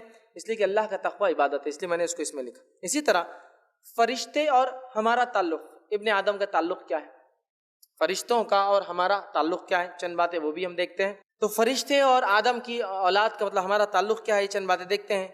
پیدائش میں ان کا کردار، سب سے پہلے ہمارا جو پالا فرشتوں سے پڑتا ہے وہ ہماری پیدائش ہے۔ صحیح مسلم کی روایت ہے 40 دن، جب نطفہ 40 دن گزار لیتا ہے تو ایک فرشتہ آتا ہے اور کہتا ہے اور فرماتا ہے کہ اے اللہ کیا شکل دوں، مرد ہے یا عورت ہے، اور اللہ تعالیٰ اسے حکم دے دیتا ہے اور وہ انسان کو شکل دے دیتا ہے اپنے ہاتھوں سے۔ تو اللہ سے پوچھتا ہے فرشتہ اللہ کیا شکل دوں، اللہ کہتا ہے یہ شکل دے، اور وہ اس کو مرد یا عورت اس شکل میں ڈھال دیتا ہے۔ تو ہمارا تعلق فرشتوں سے ہماری پیدائش کے پہلے سے ماں کے پیٹ میں شروع ہو جاتا ہے، ٹھیک ہے، پہلا۔ اسی طرح ہماری حفاظت کرتے ہیں فرشتے، ہماری حفاظت کرتے ہیں، جس کے تعلق سے سورہ رعد سورہ نمبر 13 آیت نمبر 11 میں اللہ فرماتا کہتا ہے لہو معقبات من بین یدیہ ومن خلفہ یحفظونہ من امر اللہ. اللہ فرماتا کہتا ہے اس کے پہرے دار انسان کی آگے پیچھے مقرر ہے جو اللہ کے حکم سے ان کی نگہبانی کرتے ہیں. تو گویا فرشتے میری اور آپ کی حفاظت کرتے ہیں. علی بن ابی طالب رضی اللہ عنہ کے قول فرمایا کرتے تھے جب ان سے کسی نے کہا کہ آپ کو ہم سیکیورٹی دیتے ہیں، حفاظت کرتے ہیں، تو انہوں نے کہا کہ جب تک اللہ چاہیں گا فرشتے میری حفاظت کرتے رہیں گے، جب اللہ نہیں چاہیں گا وہ ہٹ جائیں گے تو پھر کوئی میری موت کو روک نہیں سکتا، لہٰذا میری حفاظت کے لیے خاص تمہارا رہ کر کوئی خاص فائدہ ہونے والا نہیں ہے، چونکہ جب تک اللہ چاہیں گا یہ فرشتے حفاظت کریں گے، اور اللہ جب نہیں چاہیں گا وہ ہٹ جائیں گے اور اس کے بعد میری موت آ جائیں گی. سمجھ رہے آپ؟ تو فرشتے ہماری حفاظت کرتے ہیں، ساری زندگی ہمارے ساتھ رہتے ہیں. اسی طرح جو ہے انبیاء تک وحی لاتے ہیں. فرشتے انبیاء علیہ الصلوۃ والسلام تک وحی لے کر آتے ہیں، یاد رکھیں. ٹھیک ہے. اسی طرح جو ہے اس بات کو اللہ رب العزت نے سورہ نمبر 26 آیت میں 193 فرمایا نزل بہ روح الامین، کہ اس فرشتے کو لانے والا ایک امانت دار فرشتہ ہے. روح الامین جبرائیل علیہ الصلوۃ والسلام کا ایک نام ہے، روح الامین، امانت دار فرشتہ. تو یہ انبیاء تک وحی لے کر آتے ہیں. اسی طرح لیکن یہ ہر کسی کے پاس جس کے پاس آتے ہیں وہ نبی ہونا ضروری نہیں ہے، اس کی تفصیلات میں پہلے ڈسکس کر چکا ہوں. تو انبیاء تک یہ وحی لے کر آتے ہیں. لیکن یہ بات بھی جاننا ضروری ہے فرشتے ویسے تو دنیا میں آتے ہیں، جیسا کہ شب قدر میں، آج بھی شب قدر ہو سکتی ہے 21 ہے، تو فرشتے دنیا میں آتے ہیں. تنزل الملائکۃ والروح، قرآن نے فرمایا اللہ نے اترتے ہیں اس رات جبرائیل اور دیگر فرشتے. اور کچھ مفسرین لکھتے ہیں چونکہ اس رات اتنے کثرت سے فرشتے اترتے ہیں کہ اسے شب قدر اس لیے کہا جاتا ہے کہ پیر رکھنے کو بھی فرشتوں کو جگہ نہیں ہوتی. اس طرح سے تو آتے ہیں، لیکن بہت سارے لوگ بہت سارے کاموں میں یہ باتیں لکھتے ہیں، ایسے قصے بیان کرتے ہیں کہ فلاں کام فرشتے نے کر دیا، فلاں کام فرشتے نے کر دیا. جیسے کوئی صاحب بیمار تھے تو ان کو فرشتہ پانی لا کے پلا دے رہا، اور وہ بھی جبرائیل علیہ السلام لا کے پانی پلا رہے ہیں. ٹھیک ہے. تو ایسے کام نہیں کرتے فرشتے. کوئی ہے بول رہا کہ ہمارے تمبو فرشتے آ کے باندھ کے چل جا رہے، پروگرام ہو رہا کہیں تو وہ تمبو والے فرشتوں نے کھڑا کر دیا، انسانوں میں سے تو کوئی دعویٰ ہی نہیں کر رہا کہ اس نے بنایا یہ. تو بھیا وہ آتے ہیں لیکن ایسا ہر کسی کے پاس اور ہر کام کے لیے نہیں آتے ہیں. ٹھیک ہے. شب قدر کو اترتے ہیں. ٹھیک ہے. رحمت لے کر آتے ہیں، رحمت کے فرشتے جن کو کہتے ہیں، موت لے کر آتے ہیں. تو ایسا ہوتا ہے لیکن ہر چیز کے لیے نہیں. ٹھیک ہے. تو فرشتے اترتے ہیں، انبیاء تک پیغام لے کے آتے ہیں. اسی طرح فرشتے اچھے خیالات بھی لاتے ہیں انسانوں کے اندر. جس طرح سے برے جن شیاطین برے خیالات وسوسوں کے ذریعے ڈالتے ہیں، اسی طرح فرشتے انسانوں میں اچھے خیالات ڈالتے ہیں. اور اس کے تعلق سے جو ہے نبی اکرم صلی اللہ علیہ وسلم کی ایک روایت ہے، صحیح مسلم کی حدیث ہے، آپ نے فرمایا ہر ایک کے ساتھ قارین ہوتا ہے جن میں سے اور فرشتوں میں سے. ہر ایک کے ساتھ قارین ہوتا ہے، چپکا ہوا کوئی پیچھے ہوتا ہے ہمیشہ، جنوں میں سے اور فرشتوں میں سے. تو انسان جیسے ہی پیدا ہوتا ہے شیطان اپنے گروہ میں سے ایک کو اس کے پیچھے لگا دیتا ہے زندگی بھر کے لیے، اور اسی طرح رحمان اللہ تعالیٰ اپنے طرف سے ایک فرشتہ لگا دیتا ہے ساری زندگی. وہ قارین جو شیطان میں سے ہوتا ہے ساری زندگی وسوسے ڈالتا ہے. اس کے وسوسوں کو آپ محسوس کر سکتے ہیں. فجر کے ٹائم پر ابھی تو بہت دیر ہے، اذان تو ہوئی، آدھے گھنٹے بعد جماعت کھڑی ہوں گی، سو جاؤ. ارے ابھی تو 2 بال باقی ہے، دیکھ کے چلے جاتا ہوں، آخری رکعت تو کیسے بھی مل ہی جائیں گی 2 بالوں کے بعد. وہ وسوسوں کا محسوس کر سکتے ہیں. اسی طرح یہ فرشتے اچھے خیالات ڈالتے ہیں، انسان اچھے خیالات گڈ تھاٹس ڈالتے ہیں. جیسا ڈیولز شیطان جو ہوتا ہے وہ برے خیالات ڈالتے ہیں. تو ہر ایک کے ساتھ جن اور فرشتوں میں سے ایک قارین زندگی بھر ہوتا ہے. وہ جنوں والا برے حکم دیتا ہے اور وہ فرشتوں والا ہمیں اچھی اچھی باتیں کرنے کا حکم دیتا ہے، اچھے خیالات ہم میں لاتا ہے، یاد رکھیں. ٹھیک ہے. اسی طرح ابن آدم کے اچھے اور برے اعمال لکھتے ہیں فرشتے. انسانوں کے اچھے اور برے اعمال لکھتے ہیں فرشتے، یاد رکھیے. ٹھیک ہے. اور اللہ رب العزت نے سورہ انفطار سورہ نمبر 82 آیت نمبر 10 اور 10 سے لے کر 12 میں کہا، اللہ فرماتا اور کہتا ہے وَإِنَّ عَلَيْكُمْ لَحَافِظِينَ كِرَامًا كَاتِبِينَ، اور تم پر نگہبان ہیں کرامن کاتبین، 2 اکرام والے جو لکھتے ہیں. کرامن کاتبین کو فرشتے کے نام نہیں ہے، اسے لوگ بولتے ہیں کرامن ادھر کاتب ادھر رہتا، ویسا نہیں ہے. کرامن کاتبین اکرام والے 2 جو لکھتے ہیں، وہ محافظ ہیں انسانوں پر. تو ہمارے نام اعمال کو کنٹینیوس لکھتے ہیں اور شفٹس میں لکھتے ہیں، آتے اور جاتے ہیں. حالانکہ اس کی ضرورت اللہ تعالیٰ کو نہیں ہے، اللہ جانتا ہے. لیکن ابن آدم کو روز قیامت نام اعمال اس کے پروف کے لیے کہ تو نے یہ اعمال کر کے آیا، فرشتے نوٹ کرتے ہیں. اور ان کی شفٹ بھی چینج ہوتی ہے، اور ان کی شفٹ ڈیلی چینج ہوتی ہے. فجر اور عصر میں، اس لیے آپ نے فرمایا فجر اور عصر کی نماز خاص طور سے پڑھا کرو. ویسے ساری نمازیں فرض ہے لیکن خاص تاکید کی. کیوں؟ اس لیے کہ یہ شفٹنگ کا ٹائم ہوتا ہے فرشتوں کے، اور میں چاہتا ہوں کہ جب فرشتے شفٹ بدلے تو وہ اللہ سے کہے اللہ میں نے اس کو نماز میں چھوڑ کر آیا، اور جب دوسرے فرشتے آئے شفٹ چینج ہو تو پھر وہ کہ اللہ وہ نماز ہی پڑھ رہا تھا ابھی بھی. تو ڈیلی شفٹ کب چینج ہوتی ہے؟ فجر اور عصر میں. ویکلی شفٹ ان کی کب چینج ہوتی ہے؟ پیر اور جمعرات.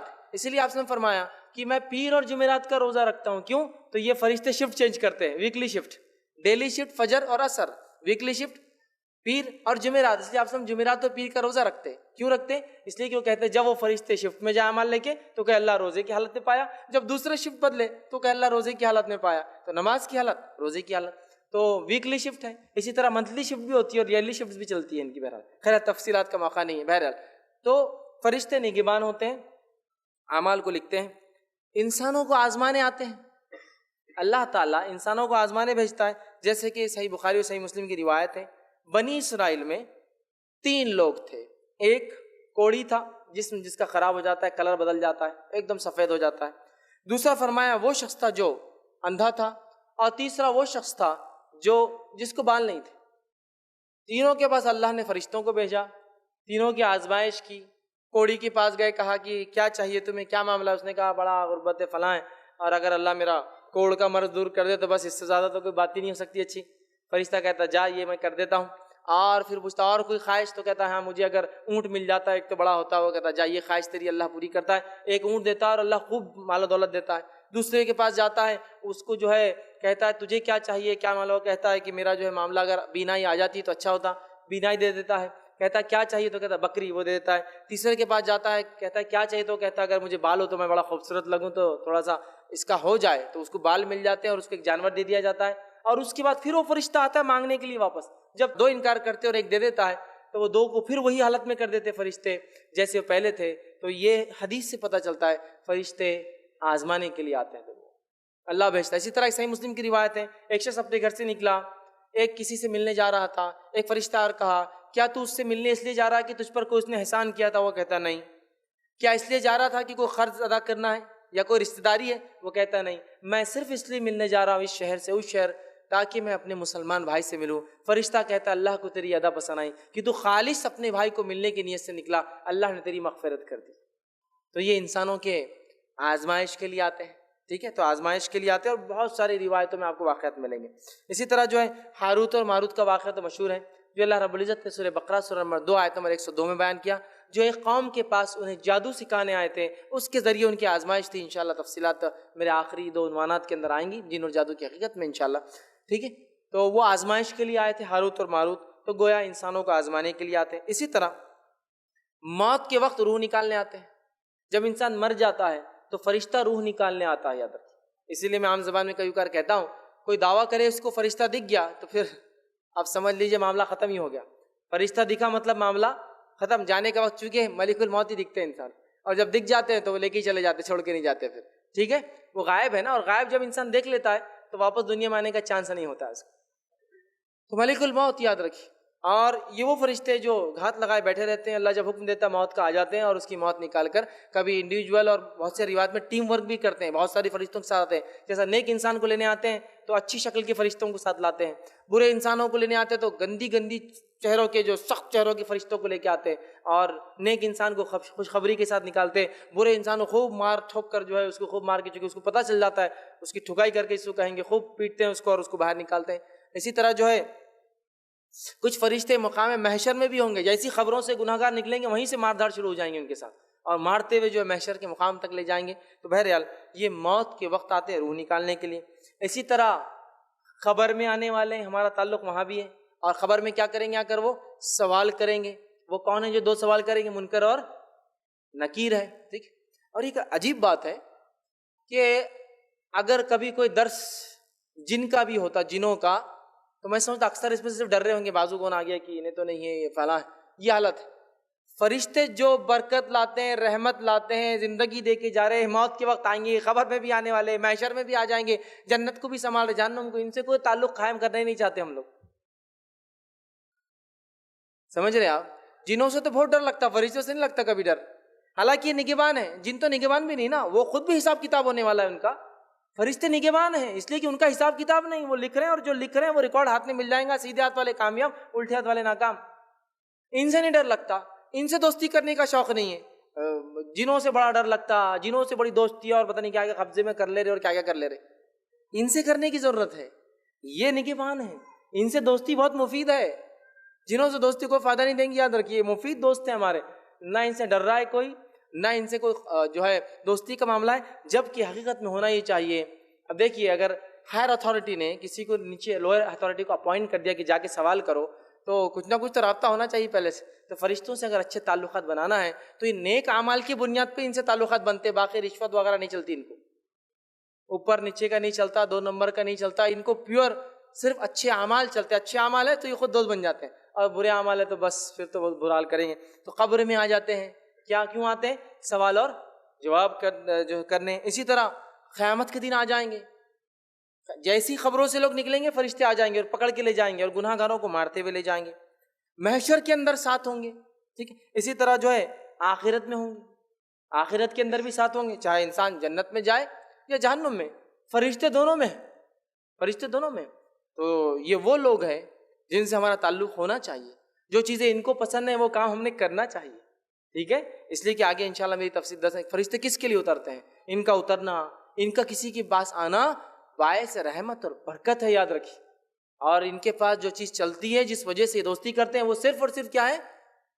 اعمال جن سے ہمارا سب سے کم تعلق ہے، اچھے اعمال جس سے کہیں گے، جس سے سب سے کم ہمارا تعلق ہوتا ہے، ٹھیک ہے۔ تو یہ اچھے اعمال کی بنیاد پہ تو قبر میں آ جاتے ہیں، قیامت میں آئیں گے، محشر میں آئیں گے، جنت میں ہوں گے، آخرت میں جہنم میں ہوں گے، سب جاؤں گے، ٹھیک ہے۔ اور فرشتے ان لوگوں کے ساتھ ہوتے ہیں، ان لوگوں کے لیے دعائیں کرتے ہیں، ان کے لیے جو اچھائی اور خیر کے لیے وہ کرتے ہیں جو نیک اعمال کرتے ہیں، اور فرشتے ان کے لیے بد دعا کرتے ہیں، لعنت بھیجتے ہیں، برائی کی دعا کرتے ہیں کہ ان لوگوں کے لیے جو نیک اعمال نہیں کرتے، یاد رکھیے۔ اور ہم دیکھتے ہیں، میں نے اسے شروع میں کہا، ہم شیاطین سے بہت ڈرتے ہیں، جنوں کا تذکرہ ہو تو کبھی چھوٹ جاتی ہے، رات میں اگر گاڑی پہ جا رہا تو ڈرتے تو میرے ساتھ چل بابا، جنوں کا معاملہ آ گیا آج، وہ ہوتا ہے۔ فرشتوں کے تذکرے پہ کبھی وہ نہیں تھا، سوائے تھوڑا بہت ڈر ملک الموت سے لگ جاتا ہے، باقی لوگ تو ہم وہ بھی نہیں کر رہے ہیں، جبکہ ان سے دوستی ہونا چاہیے، اور جو چیز ان کو پسند ہے ہم نے بھی کرنا چاہیے، چونکہ اللہ کے بہت مقرب ہوتے ہیں، یاد رکھیے، بہت مقرب۔ اور خاص طور سے عرش کے پاس جو فرشتے ہوتے ہیں نا، وہ اللہ کے عرش کو اٹھائے ہوئے ہوتے ہیں، اور وہ مومنوں کے لیے استغفار کرتے ہیں۔ عرش کے فرشتے جو سب سے نزدیک ہے وہ مومنوں کے لیے استغفار کرتے ہیں۔ مومن مطلب اچھے اعمال جو انسان کرتا ہے، دین پر چلتا ہے، استغفار، اور میں سمجھتا ہوں اس سے زیادہ بہترین استغفار کس کا ہوگا کہ عرش کے حاملین فرشتے جو اٹھا وہ کسی کے لیے استغفار کرے، سب سے قریب۔ ویسے اللہ تعالیٰ کو نہ فرشتوں کی ضرورت ہے نہ کچھ، وہ تو ہمارے دلوں کی حال جانتا ہے، لیکن اس نے ان کو رکھا ہے نا، ان کی باتوں کو، ان کے وسیلوں کو قبول بھی کرتا ہے نا ان فرشتوں کو، ٹھیک ہے۔ روز قیامت یہ وسیلہ بھی بنیں گے، ٹھیک ہے۔ تو لہٰذا عرش کے فرشتے دعا کرتے ہیں۔ اور دنیا میں جو دلوں میں محبتیں پیدا ہوتی ہیں نا اور نفرتیں پیدا ہوتی ہیں، یہ بھی ہمارے طرف سے نہیں ہوتا، کہاں سے آتے ہیں؟ آرڈرز اوپر سے آتے ہیں۔ نبی اکرم صلی اللہ علیہ وسلم فرماتے ہیں کہ جب کوئی شخص نیک اعمال کرتا ہے تو اللہ اس سے محبت کرنے لگ جاتا ہے۔ اللہ جب محبت کرتا ہے تو جبرائیل کو بلا کر کہتا ہے، جبرائیل کیونکہ میں اس سے محبت کرتا ہوں لہٰذا تم بھی اس سے محبت کرو، ٹھیک ہے۔ جبرائیل علیہ السلام کہتے ہیں ٹھیک ہے، وہ جا کے فرشتوں سے کہتے ہیں چونکہ اللہ اس سے محبت کرتا ہے، اس نے مجھے حکم دیا میں اس سے محبت کروں، تم سب بھی ان سے محبت کرو، اور فرشتے دنیا میں آ کے اس انسان کے تعلق سے لوگوں کے دلوں میں محبتیں ڈال کے چلے جاتے ہیں۔ تو اچھے اعمال وجہ بنتے ہیں محبت دنیا ملنے کی، اور اس کے لیے فرشتوں کے ذریعے وہ چیز ٹرانسفر ہوتی ہے، نام اعمال بھی نیچے سے فرشتوں کے ذریعے جاتا ہے۔ تو ہمیں اگر ان فرشتوں سے تعلقات قائم کرنا ہے، اچھے اچھے اعمال کرنا ہے، تو یہ برکت کے فرشتے، رحمت کے فرشتے، اچھے اچھے خیالات بھی ڈالتے ہیں فرشتے، اور باقی تمام مرحلوں میں استغفار کرتے ہیں مومنوں کے لیے فرشتے، ویلکم بھی کرتے ہیں۔ آپ کو پتہ ہے جو انسان نیک ہوتا ہے اس کے روح نکالنے کے لیے خوبصورت فرشتے آتے ہیں، نکالنے کے بعد اسے ایک بہت بہترین خوشبودار ریشم کے اس میں لپیٹتے ہیں، پہلے آسمان کی طرف لے جاتے ہیں، پہلے آسمان پر پہنچنے سے پہلے اس خوشبو کی مہک ایسی پھیل جاتی ہے اس کفن کی کہ پہلے آسمان کے فرشتے سمجھ جاتے کوئی نیک روح آ رہی ہے، استقبال کرتے ہیں، ویلکم کرتے ہیں، اس کے ساتھ دوسرے آسمان تک جاتے ہیں اور دوسرے آسمان میں الوداع کر کے واپس آ جاتے ہیں۔ تو جس کو عام زبان میں کہوں گا پہچان ہو تو ایسی، پہچان ہو تو ایسی کہ پہلے آسمان کے فرشتے انتظار کرے اور وہاں سے چل کے دوسرے تک جائے، دوسرے آسمان کے فرشتے ویلکم کرے، دوسرے سے تیسرے پر چھوڑ کر جائے. ہوتا ہے نا کچھ لوگ جو سفر کرتے ہیں، اگر ایئرپورٹ پہ 2-3 لوگ چھوڑنے آئے تو کتنی خوشی ہوتی ہے، پھر چھوڑنے 2-3 لوگ آئے. پھر تو کسی کو ایک بھی چھوڑنے نہیں آتا، بابا جا رہا تو جا، اپنے ملک چل جا جلدی. خوشی ہوتی ہے اس کو. اور 4-5-10 لوگ آ گئے تو بہت اہم آدمی دکھ رہا ہے، کتنے لوگ جمع ہو گئے اس کے لیے، ہے نا. تو اندازہ پہلے آسمان کے فرشتے ویلکم کے لیے کھڑے، ساتھ مل کر سیکنڈ آسمان تک جا رہے. کیا پہچان. تو میں ہمیشہ کہتا ہوں پہچان ہو تو پھر ایسی کہ مرنے کے بعد فرشتے انتظار کریں کہ خوشبو آ گئی، اچھا انسان مرا ہے. ویلکم ہو ایک سے آسمان سے دوسرے آسمان تک کوئی چھوڑنے آئے. تو بہرحال یہ فرشتے صرف انہی سے دوستی کرتے ہیں جو نیک اعمال کرتے ہیں. اور جب انسان برے اعمال کرتا ہے، بد اعمالیاں کرتا ہے، گناہ کرتا ہے، معصیت کے کام کرتا ہے، تو شیاطین پھر اس کے ساتھ ہوتے ہیں. اور پھر بے برکتی، ہے نا، رحمت کی کمی، اللہ کی مغفرت نہیں ہوتی، چونکہ ظاہر سی بات ہے فرشتے اس کے لیے دعا نہیں کریں گے. تو یہ بڑی اہم بات ہے. انشاءاللہ اس آگے آنے والے درس میں فرشتوں کی دعا اور بد دعا کا مستحق کون. چونکہ فرشتے جس کے لیے دعا کر دیں اس کا تو معاملہ خیر ہوا، اور جس کے لیے بد دعا کر دیں اس کا تو بیڑا غرق ہوگا، چونکہ ان کی دعا اور بد دعا بڑی اہمیت کی حامل ہے. نبی اکرم صلی اللہ علیہ وسلم دعا دیتے جب کوئی کھانا کھلاتا کہ تمہارے گھر فرشتے نازل ہو، دعا دیتے. تو اگر ہم چاہتے ہیں فرشتوں کا نزول ہو ہمارے گھروں میں، رحمت اور برکت آئے، تو ہمیں فرشتوں سے ویسے گہرے تعلقات بنانا پڑیں گے، ویسی دوستی کرنا پڑیں گی جیسی ان سے دوستی کرنے کا حق ہے. تو یہ چند باتیں تھیں انشاءاللہ عزیز جو میں نے آپ کے سامنے کوشش کی کہ فرشتوں کی دنیا، عالم الملائکہ، فرشتوں کی دنیا کیا ہوتی ہے، ایمان، ان کے اوصاف اور ان کے تعلق سے کچھ باتیں. اور 2 درس انشاءاللہ عزیز میرے آگے آئیں گے جس میں فرشتوں کے احوال کے اندر اور بھی تفصیلات آئیں گی، وہ کس کے لیے نیچے اترتے ہیں اور کس کے لیے دعا کرتے ہیں اور کس کے لیے بد دعا کرتے ہیں. انشاءاللہ عزیز یہ تفصیلات آنے والے موقعوں پر آئیں گی. میں اسی کے ساتھ اپنی بات کو بہرحال ختم کرتا ہوں. اللہ رب العزت سے دعا ہے کہ اللہ سبحانہ تعالیٰ جو کچھ کہا سنا گیا اسے عمل کی توفیق عطا فرمائے. ہم تمام کو اپنے عقائد کے معاملے میں جو ہے کتاب و سنت کے مطابق اپنا عقیدہ رکھنے کی توفیق عطا فرمائے. جب تک ہمیں زندہ رکھے، اسلام اور ایمان پر زندہ رکھے، جب بھی ہمارا خاتمہ ہو ایمان پر ہمارا خاتمہ ہو. وآخر دعوانا ان الحمدللہ رب العالمین. سبحان ربک رب العزت عما یصفون وسلام علی المرسلین والحمدللہ رب العالمین.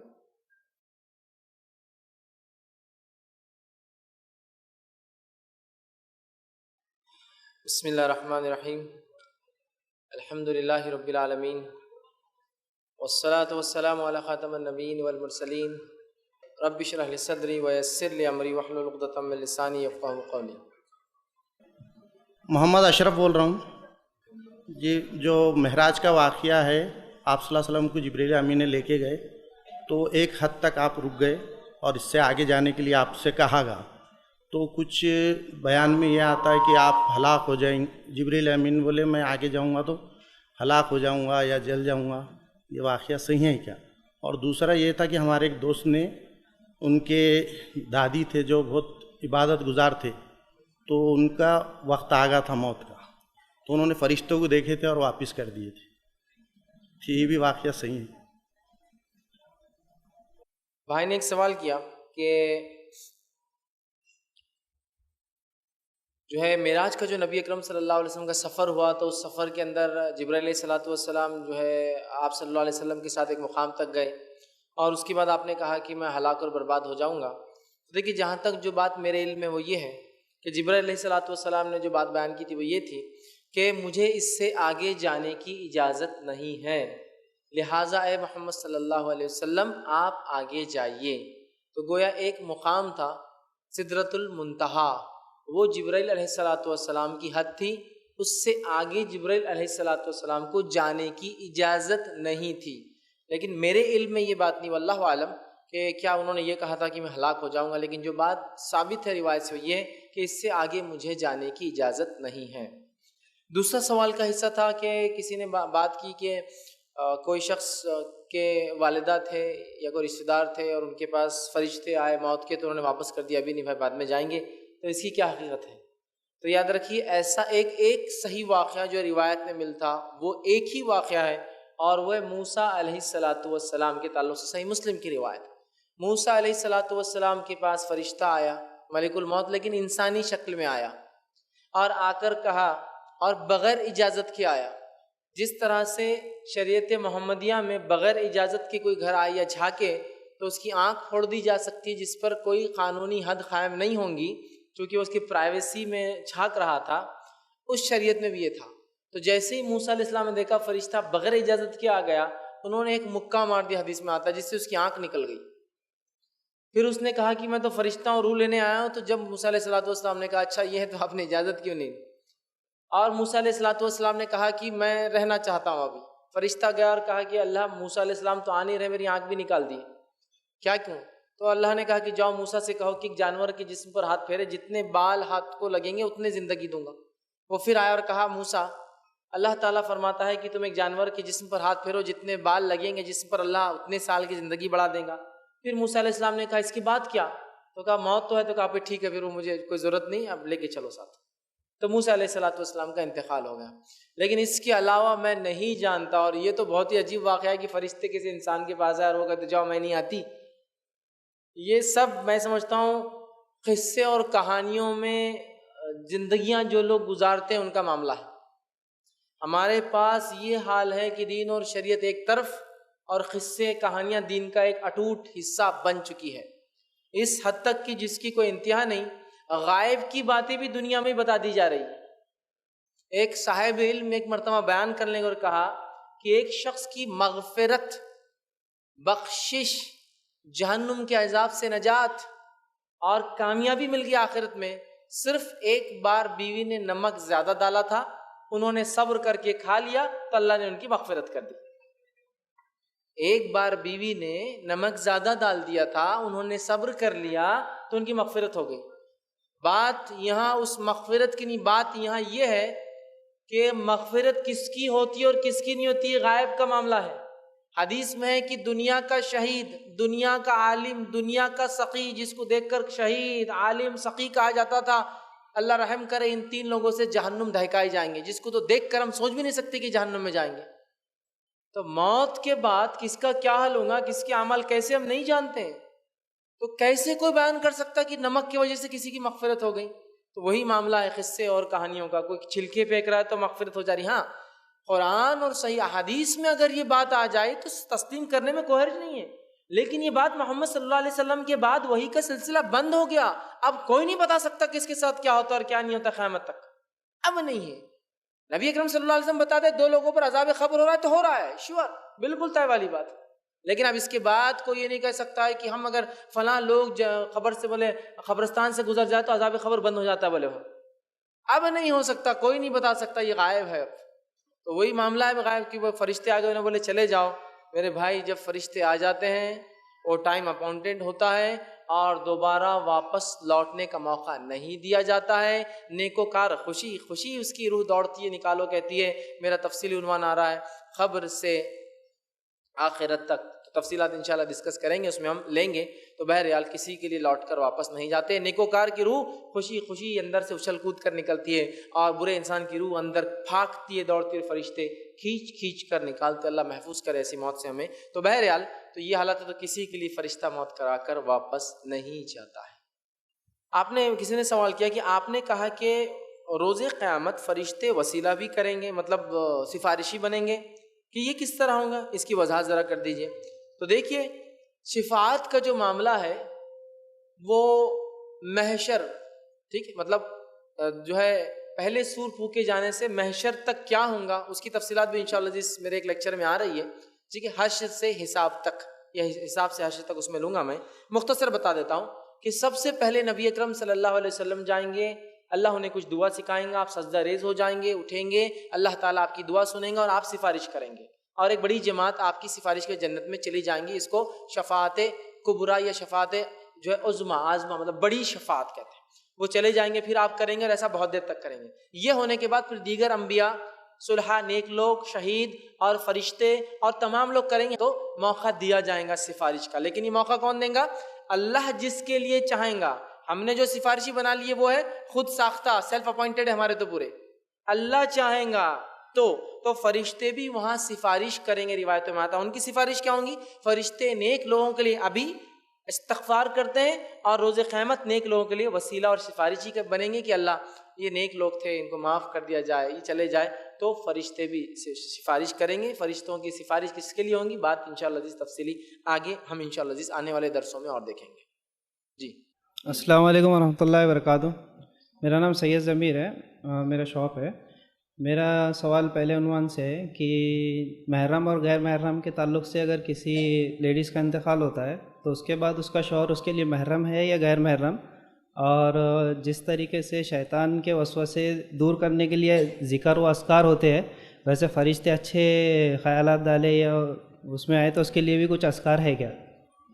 بھائی نے پہلے عنوان سے متعلق ایک سوال کیا، اور سوال یہ تھا کہ بیوی کے تعلق سے، کہ میاں بیوی کے تعلقات کے تعلق سے، کہ جب موت ہو جاتی ہے تو کیا میاں بیوی کے تعلقات، مطلب میاں بیوی رہتے ہیں، باقی رہتے ہیں، یا وہ ختم ہو جاتے ہیں؟ بہرحال ایک عجیب بات ہے، ہمارے ماحول میں تو حالت یہ ہے کہ اگر کسی کی بیوی کا انتقال ہو جاتا ہے، جس سے انسان کو نہ صرف روحانی محبت ہوتی ہے بلکہ جسمانی اعتبار سے اس کا زندگی گزارتا ہے، اور یہ بولتے کہ رشتہ ختم ہو گیا، رشتہ ختم ہو گیا، اب اپنی بیوی کو، مری ہوئی کو انسان نہیں دیکھ سکتا، اللہ رحم کرے، جنت میں نہیں رہنا ہے کیا اس کے ساتھ؟ حدیث میں واضح الفاظ ہے، دنیا کی بیویاں ہی جنت میں رہیں گی۔ وہاں بھی کیا؟ تو دنیا کی بیویاں ہی جنت میں رہیں گی، آپ یہاں رشتہ توڑ دے رہے، سیدھا نہیں بولے بیوی مر گئی آپ نہیں دیکھ سکتے۔ ایک مرتبہ ایک صاحب علم، ان کی زوجہ، ان کی اہلیہ کا انتقال ہوا، اور وہ جا کر بیوی کو انہوں نے دیکھا۔ اب بہت سارے لوگ جو معاملہ ہے کہ بیوی کو نہیں دیکھ سکتے، رشتہ بولے ختم ہو جاتا، تو وہ بولے ارے انہوں نے تو بیوی کو دیکھ لیا اپنے، تو غلط ہو گیا۔ تو پھر ایک صاحب ان کی وضاحت کرے، نہیں وہ بہت بڑے عالم ہیں، بولے ان کو یہ مسئلہ معلوم ہے۔ تو اب لوگوں نے پوچھا کیا مسئلہ ہے، انہوں نے کیسا دیکھ لیا، باقی تو کوئی نہیں دیکھتے؟ تو انہوں نے کیا کیا، بولے انتقال کے بعد بہن کی نیت سے دیکھے، بولے کیا کہاں سے لاتے، اللہ رحم کرے گی، کیسا توڑتے اور موڑتے۔ اب یہاں بہن کی نیت سے دیکھے، پھر وہ تو آخر میں پھر ملنے والی ہے نا بیوی بول کر۔ اس کے تعلق سے صحیح بات کیا، آئیے میں آپ کے سامنے رکھتا ہوں۔ مائی عائشہ رضی اللہ عنہا، سر دکھ رہا تھا آپ کا، سر دکھ رہا، بیٹھی تھی، آپ صلی اللہ علیہ وسلم فرمائے عائشہ کیا ہوا؟ وہ کہا میں تو بیمار ہوں۔ تو کہا اچھا تم بیمار ہو؟ تو انہوں نے سوال کیا، بیوی ہونے کے ناطے، بیویاں سوال کرتی نا شوہر سے، سوال کیا اللہ کے رسول یہ بتائیے، اب میں بیمار ہوں، اگر آپ کی زندگی میں مر جاؤں تو کیا کروں گے میرے لیے؟ ایک بیوی کا سوال ہے اپنے شوہر سے، اگر میں مر جاؤں تو میرے لیے کیا کروں گے؟ آپ کیا کریں گے شوہر ہونے کے ناطے؟ میں عائشہ کو اللہ کے رسول جواب دے رہا، ابھی میرا جواب نہیں ہے، میں کسی مسلک سے جواب نہیں دے رہا ہوں، میں حدیث کی بات رکھ رہا ہوں، اور کوئی فتویٰ بھی نہیں دے رہا ہوں، سیدھا حدیث رکھ رہا ہوں۔ تو اللہ کے رسول صلی اللہ علیہ وسلم فرمائے اے عائشہ اگر تم میری زندگی میں مر جاؤ تو میں تجھے نہلاؤں گا، کفناؤں گا، تیری جنازے کی نماز پڑھوں گا، اور تیرے لیے استغفار کروں گا، 4 کام کروں گا تیرے لیے۔ بیوی سے شوہر اپنے جواب دے رہا ہے، اگر اے عائشہ تم میری زندگی میں چلی گئی تو نہلاؤں گا، کفناؤں گا، جنازے کی نماز پڑھوں گا، دفنا دوں گا۔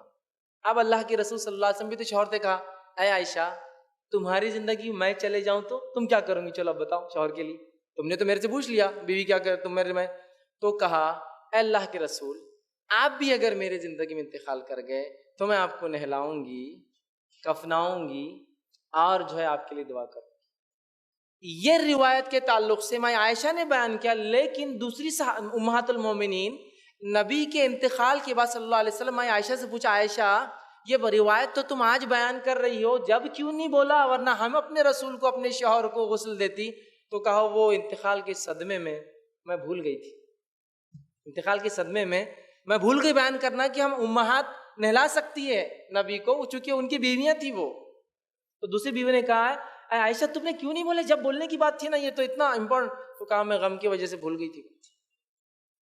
علی بن ابی طالب رضی اللہ عنہ کی زندگی میں فاطمہ رضی اللہ عنہا کا انتقال ہوا، علی بن ابی طالب نے ان کو نہلایا، کفنایا، جنازے کی نماز پڑھی، اور دعا کرتے ہی ہوں گے، بہرحال روایتوں میں تفصیلات نہیں ہے اس کے، لیکن کرتے اپنی بیوی کی۔ سمجھ رہے اب بات؟ تو کہاں ٹوٹا بھائی رشتہ؟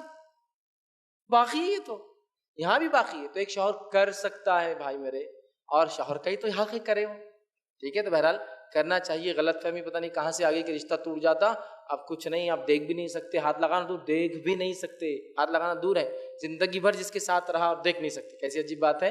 بہرحال اسلام ایک دین فطرت کا دین ہے، محبت اور الفت کا دین ہے، تعلقات میاں بیوی کا تو یہاں بھی ہے، اور اگر نیکوکار دونوں جنت میں رہے تو بہرحال وہاں بھی وہ کنٹینیو چلتا رہے گا۔ جی آپ کا دوسرا کوشچن کیا تھا؟ جیسے شیطان کے وسوسے آتے ہیں تو بھائی نے ایک دوسرا سوال کیا تھا، جیسے شیطان وسوسے ڈالتا ہے، بہکاتا ہے تو ذکر و اذکار سے دور ہو جاتا ہے شیاطین، تو فرشتوں کو لانے کے لیے کیا کریں، مطلب کیا پڑھے کیا کرے؟ تو میں نے بتا دیا، فرشتوں کا نزول آپ چاہتے ہیں کہ وہ آپ کے پاس آئے، برکتیں لائے، آپ کے دوست بنے، تو اس کے لیے آپ کو نیک کام کرنا ہے. جیسے کہ آپ سے فرماتے، صحیح مسلم کی روایت ہے، جب لوگ کسی جگہ جمع ہوتے ہیں تو کچھ فرشتے ہوتے ہیں جو صرف ڈھونڈتے رہتے ہیں ایسی مجلسوں کو جہاں ذکر ہو رہا ہے اللہ کا. تو وہ آتے ڈھونڈتے، اور جو ہی ذکر کو دیکھتے ہیں تو اپنے پر پھیلا کے گھیر لیتے ہیں، پھر اس کے اوپر کے فرشتے ان کو گھیر لیتے ہیں، اس کے اوپر کے فرشتے اوپر، تو آسمان تک وہ ایسے چلے جاتے، گھیرتے گھیرتے گھیرتے، ایک پر ایک پر ایک، اور وہ مجلس کے لیے دعا کرتے ہیں، استغفار کرتے ہیں. اور جب وہ مجلس ختم ہو جاتی ہے تو اللہ ان سے پوچھتا ہے کیا ہوا آج، کہاں گھوم رہے تھے، کیا ہوا؟ حالانکہ اللہ کو حدیث میں آتا پتہ ہے کیا ہوا، پھر بھی اللہ پوچھتا ہے ان سے. فرشتے کہتے ہیں اللہ ایک مجلس مل گئی تھی، ہم وہاں گئے سنے، تو کیا ہوا؟ مجلس کے خاتمے میں لوگوں نے کیا کہا؟ تو مجلس میں وہ تجھ سے دعائیں مانگ رہے تھے، استغفار کر رہے تھے، توبہ کر رہے تھے، جنت طلب کر رہے تھے، اور جہنم کے عذاب سے پناہ مانگ رہے تھے. تو اللہ کہتا تم گواہ رہنا، میں نے سب کو دے دیا وہ جو مانگ رہے تھے اس مجلس میں. تو فرشتے کہتے ہیں ارے لیکن اس مجلس میں تو ایک آدمی ایسا تھا جو مجلس میں نہیں آیا تھا، بس چلتے چلتے سوچا بیٹھ جاؤں. تو کہا اس کو بھی میں نے معاف کر دیا. اسی لیے علماء لکھتے ہیں وہ مجلسیں جہاں اللہ کا ذکر ہوتا ہے وہ مجلسیں چھوٹی موٹی نہیں ہوتی ہے. وہ یوں ہی چلنے والا بھی بخشا مطلب مغفرت کر لے جاتا ہے اپنی، ہوتا ہے کبھی. تو بہرحال تو فرشتے گھیرتے ہو، دیکھیں ذکر تو ایسے آسمان تک گھیر لیتے ہوں. تو اچھے اعمال ہم کریں گے، اللہ کا ذکر، توبہ، استغفار، نیکی کی طرف لوگوں کو بلائیں گے، برائی سے روکیں گے، تو خود بخود فرشتے ہمارے دوست بنتے ہیں، اچھے خیالات ہمارے دل میں وہ لاتے ہیں. لیکن بہرحال اگر آپ چاہ رہے کوئی خاص دعا تو اللہ والا، میرے نظر میں کوئی ایسی دعا نہیں کہ وہ پڑھنے سے فرشتہ ہے. نیک اعمال کیجیے، خود بخود ان کا نزول ہوتا ہے، خود آتے ہیں اور آپ کے لیے دعا کرتے ہیں، اور اللہ تعالیٰ ایسے مجلسوں کو، ایسے لوگوں کو بہرحال بخش دیتا ہے جن کے لیے فرشتے دعا کرتے ہیں. جزاک اللہ. اگر کسی شخص کو آسمان میں سفید کلر کا کچھ نظر آئے تو کیا وہ فرشتہ ہوں گا؟ کیونکہ وہ پڑھنے کے بعد بھی، اچھا پڑھنے میں تو کچھ تو بھی شاید پڑھا انہوں نے، پڑھنے کے بعد بھی نظر آ رہا تھا. اگر جن تھا تو دور ہو جاتا تھا، جیسے شیاطین اللہ کے ذکر سے دور ہو جاتے ہیں. ہم نے اس چیز کو کافی ٹائم تک دیکھا اور ہم ذکر بھی کر رہے تھے. دیکھیے سب سے پہلی چیز تو یہ کہ بہت سی بار ہوتا ہے کہ فرشتوں اور جنوں کا جب بھی تذکرہ آتا، سفید رنگ کا کہیں نہ کہیں تذکرہ آتا ہی ہے اس کے ساتھ. سفید کپڑوں میں یہ آ گئے تھے، سفید کپڑوں میں یہ، سفید گھوڑے اور سفید رومال، سفید امامہ اور سب سفید ہوتا ہے.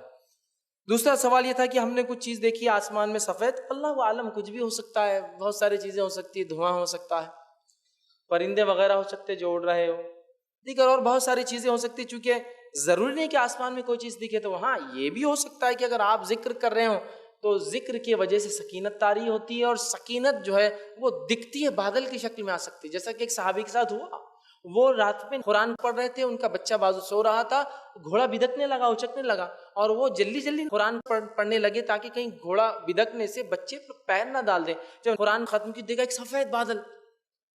فجر ہوئی تو کہا اللہ کے رسول صلی اللہ علیہ وسلم میں رات قرآن پڑھ رہا تھا اور ایک میرا گھوڑا بدکنے لگا، بچہ تھا ساتھ تو میں ڈر گیا، بچے کو وہ کرنے کے لیے قرآن جلدی ختم کی دیکھا تو آپ نے فرمایا وہ جو تو قرآن پڑھ رہا تھا نا وہ سکینت تھی، وہ سکینت طاری ہو رہی تھی جو تو نے دیکھا. اگر تو پڑھتا رہتا تو اسے اور دیکھتا.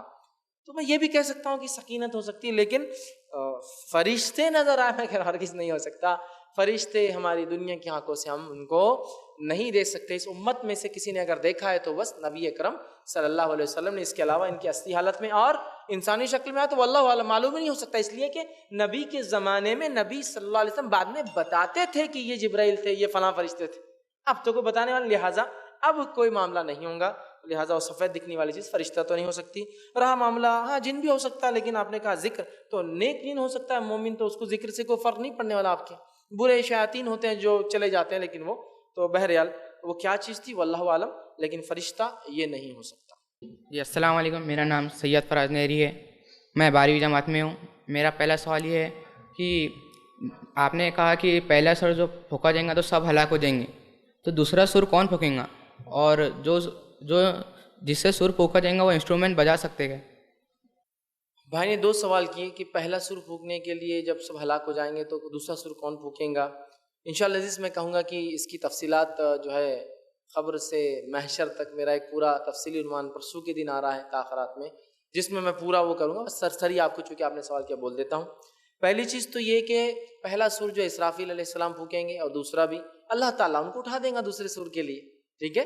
تو پہلا وہ پھونکیں گے، سارے تمام لوگ ختم ہو جائیں گے، فرشتے ختم ہو جائیں گے، دوسرا سور بہرحال پھر اللہ ان کو اٹھا دیں گا، وہ جو ہے پھر سور پھونکیں گے، اور اس کے بعد دیگر مخلوقات اٹھنا چالو ہو جائیں گے۔ حدیث میں کہ آپ سے فرماتے ہیں لوگوں میں سب سے پہلے میں اٹھوں گا اس دوسرے سور کے بعد، اور جب میں سور پھونکنے کے بعد عرش کی طرف جاؤں گا تو میں دیکھتا ہوں کہ موسیٰ جو ہے عرش سے لپٹے ہوئے، چمٹے ہوئے، میں نہیں جانتا کہ موسیٰ بے ہوش ہوئے تھے یا نہیں ہوئے تھے، یا سب ہو گئے، یا پہلے سے مجھ سے پہلے اٹھ کر کھڑے ہو گئے۔ اور اس حدیث میں الفاظ آپ نے فرمایا مجھے موسیٰ سے موازنہ کمپیئر مت کیا کرو، اس لیے کہ روز قیامت وہ مجھ سے پہلے عرش کو لپٹے ہوئے یا اس کو چپکے ہوئیں گے، میں نہیں جانتا کہ وہ بے ہوش ہوئے تھے یا نہیں ہوئے تھے، یا مجھ سے پہلے ہوش میں آ کر جا کر پکڑ لیا تھا۔ تو لہٰذا وہ فرشتہ ہی ہوں گا جو اٹھ کر پھر سے سور جو ہے انشاءاللہ عزیز جو ہے پھونک دیں گا۔ دوسرا کیا حصہ تھا آپ کا سوال کا؟ جو جس سے سور پھونکا جائے گا تو وہ انسٹرومنٹ بجا سکتے کیا؟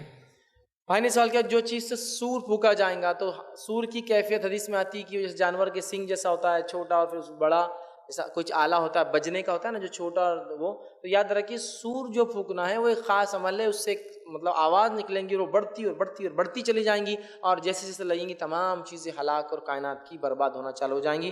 تو کیا دنیا میں ہم بجا سکتے ہیں اس جیسی چیز؟ نہیں بجا سکتے۔ دنیا میں گانے بجانے کے آلات کی ہمیں اجازت نہیں ہے، چاہے سور کی شکل ہو یا کسی اور شکل کی ہو۔ تو وہ اگر سور کی شکل کی کوئی چیز ہے گول، ٹھیک ہے، تو آپ کیا بجا سکتے؟ تو نہیں، بجانے کے آلات دنیا میں جائز نہیں ہے، سوائے چند موقعوں پر دف بجانے کے، چند موقعوں پر، وقت نہیں ہے، میرا ایک عنوان ہے اس پہ آپ دیکھ سکتے کب انسان خوشی میں دف بجا سکتا ہے، تو بہرحال کون سے مواقع پر، تو بہرحال خوشی کے موقع پر، یا کہ وہ منت مانگ لے تو دف بجانے کا ثبوت ملتا ہے، لیکن اس کے علاوہ کسی میوزیکل انسٹرومنٹ کو بجانا درست اور جائز نہیں ہوگا۔ کسی نے ایک سوال کیا کہ اللہ تعالیٰ نے ہر چیز کو جوڑے میں مطلب دو پیدا کیا، جوڑوں میں مذکر مؤنث، تو کیا فرشتوں کے لیے بھی جوڑے ہیں؟ تو فرشتوں کے لیے کوئی تذکرہ جوڑوں کا اور کوئی مؤنث اور مذکر میل فیمیل کی کوئی تفصیلات کتاب قرآن یا سنت میں نہیں آتی، لہٰذا ہم بھی یہی تصور رکھے کہ وہ جوڑے جیسا فرشتے مذکر مؤنث اس قسم کے نہیں ہوتے، تو لہٰذا ان کے جوڑوں کے تعلق سے ہم نہیں کہہ سکتے کہ وہ کیا معاملہ ہوتا ہے، چونکہ ان کا جینڈر میل فیمیل کے تعلق سے کوئی تفصیلات نہیں آتی، اور چونکہ وہ ایک ایسی دنیا ہے یہاں سے سمجھنا ممکن نہیں، چونکہ دنیا میں ہر چیز جوڑوں میں ہوتی ہے، لیکن چونکہ آخرت کی بات ہے واللہ عالم، تو بہرحال لیکن وہ جوڑوں میل اور فیمیل فرشتے نہیں ہوتے ہیں، یاد رکھیے۔ السلام علیکم ورحمۃ اللہ وبرکاتہ۔ میرا نام ہے عبد الماجد۔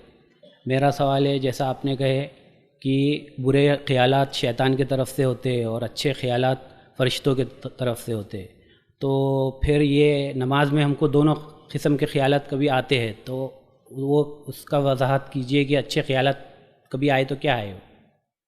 بھائی نے ایک اچھا سوال کیا کہ جیسے میں نے کہا جن وہ شیاطین برے خیالات ڈالتے، فرشتے اچھے خیالات ڈالتے، اب نماز کی کیفیت میں کوئی اچھے خیالات آئے تو چلیے برے تو سمجھ میں آ رہا، تو یاد رکھیے نماز کی کیفیت میں کوئی بھی خیال آؤ یہ شیطان کی طرف سے ہی ہے، چونکہ نماز ایک عبادت ہے جس میں انسان اللہ کی طرف لو لگاتا ہے، اس طرف دھیان لگاتا ہے، اس طرف کنسنٹریٹ کرتا ہے، اور جو کتاب کا حصہ قرآن پڑھتا ہے اس پہ وہ غور کرتا ہے، اپنے رب کی حمد کرتا ہے، ثنا کرتا ہے، اور اس کے سامنے عاجزی ہے نماز ایک قسم کی وہ پڑھتا ہے۔ لہٰذا اگر نماز میں اچھے اور برے خیالات آ رہے ہیں تو یاد رکھیے یہ فرشتوں کی طرف سے اچھے خیالات نہیں ہیں۔ اللہ کے رسول صلی اللہ علیہ وسلم فرماتے ہیں جب انسان نماز کے لیے جاتا ہے تو شیطان ایسے کام یاد دلا دیتا ہے جو بہت دنوں سے بھولا ہوا تھا، اور یہ آپ غور بھی کر سکتے ہیں۔ نماز کے لیے آپ گئے تو سب سے پہلے آپ نماز کے لیے وضو کر کے جب کھڑے ہو اللہ اکبر کہتے کچھ تو بھی ایسا کام یاد آتا جو 2-3 مہینے سے پینڈنگ ہے، وہیں یاد آتا نماز میں، ارے، اور پوری نماز پھر پریشان، ٹھیک ہے، تو یہ شیطان کی طرف سے ہے۔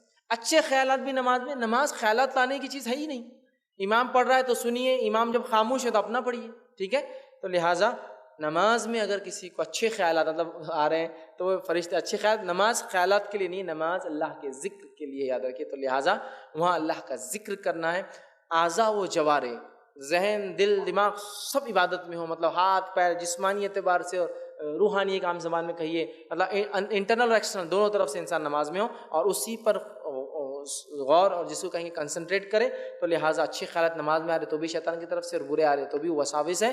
اس کے لیے ہمیں چاہیے کہ ہم نماز میں کیا پڑھا جا رہا ہے اس کا معنی سمجھے۔ دوسرا، اگر خاموش نماز ہے تو خود پڑھیں، ٹھیک ہے، خاموش خالی کھڑے نہیں رہنا ہے، تو انشاءاللہ جیسی وساوس و برے اور خیالات کم ہوتے جاتے ہیں۔ جزاک اللہ خیر۔ السلام علیکم، میرا نام منیب ہے اور میں اسٹوڈنٹ ہوں۔